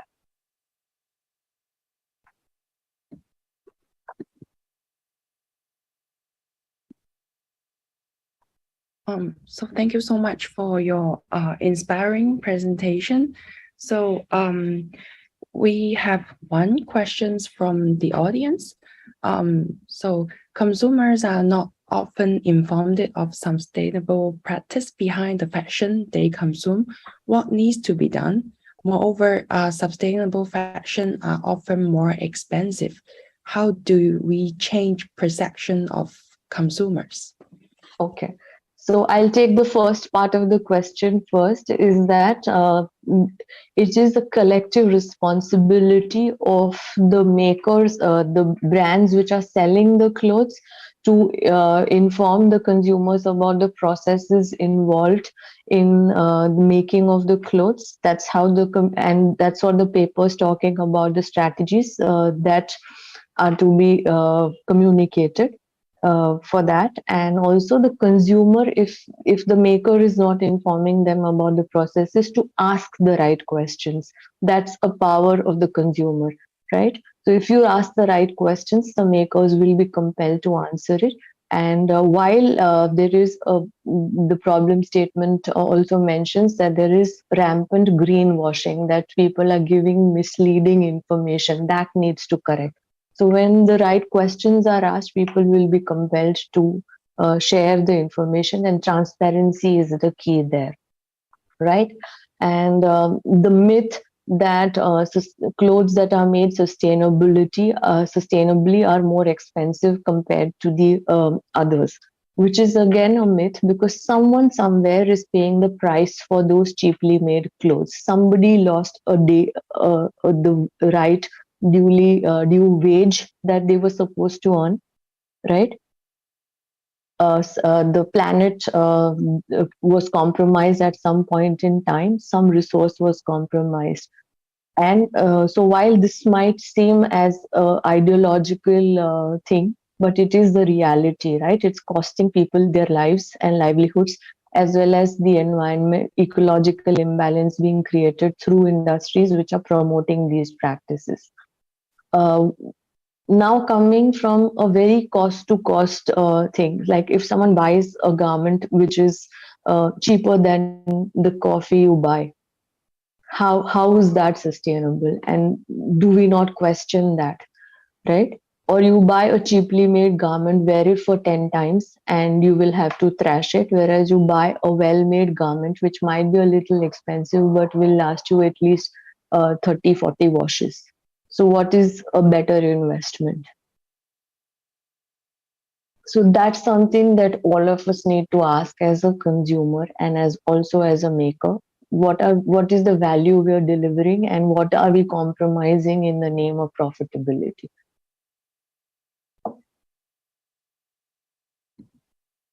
So I hope I've answered the question. Yes, thank you. Thank you for your answers. So Thank you. So in view of the time, I think so we're very grateful to have three presenter today. So once again, like thank you very much for all this wonderful presentation this morning. And so we have the case study from the Hong Kong talk about the ethical dilemmas in the performing arts management during the COVID-19. And we also have the design address the community about the paralyzed female. And also last but not least, we also have the mindful slow fashions ideas to talk about the communication strategies from a design educator and a practitioner's perspective. So I think in that, we are ending of this paper presentation section 3. I will pass the stage to our host, Dr. Jingqi. So over to you.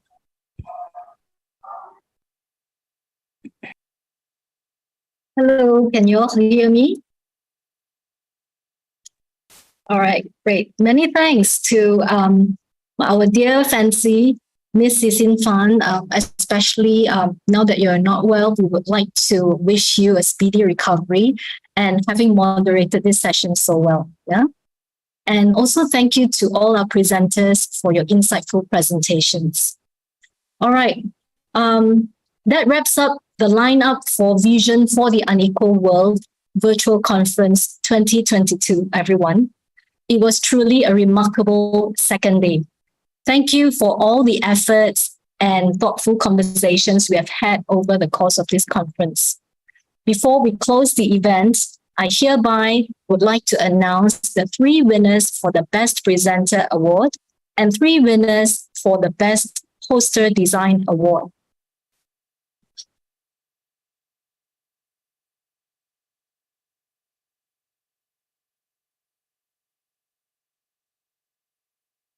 Our first for the best presenters, they are Miss Yidan Gong, and this is followed by Miss Tang Dia, and last but not least is Miss Dr. Rochelle Yiswan Yang. Thank you very much and congratulations to our best presenters. Now, let me move on to the winners of the Best Poster Design. We have Miss Jesslyn Lim Suharja from Taylor's School of Hospitality, Tourism and Events. And we have Miss Lo Chiao Yin from Taylor's Design School. And also Miss Un Shannon from Taylor's Design School. Congratulations to all of you. Okay, now let me quickly share the designs of the 3 best poster design winners first before we continue with the closing of this session.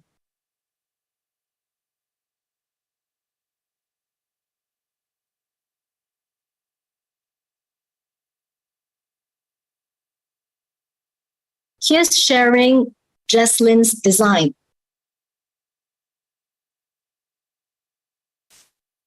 And this is followed by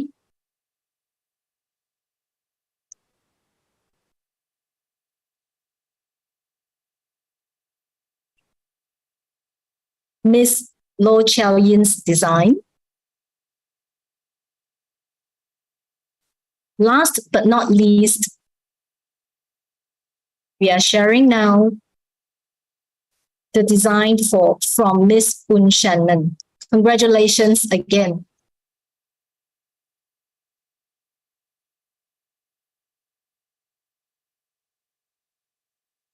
We wish you continuous success in your future endeavors for all the winners and all our presenters who have actively participated in VUW Virtual Conference 2022. For the winners, you will be contacted soon to receive e-certificates and cash prizes prepared for you. To all our presenters, you will receive an e-certificate for participation. Well done, each and every one of you.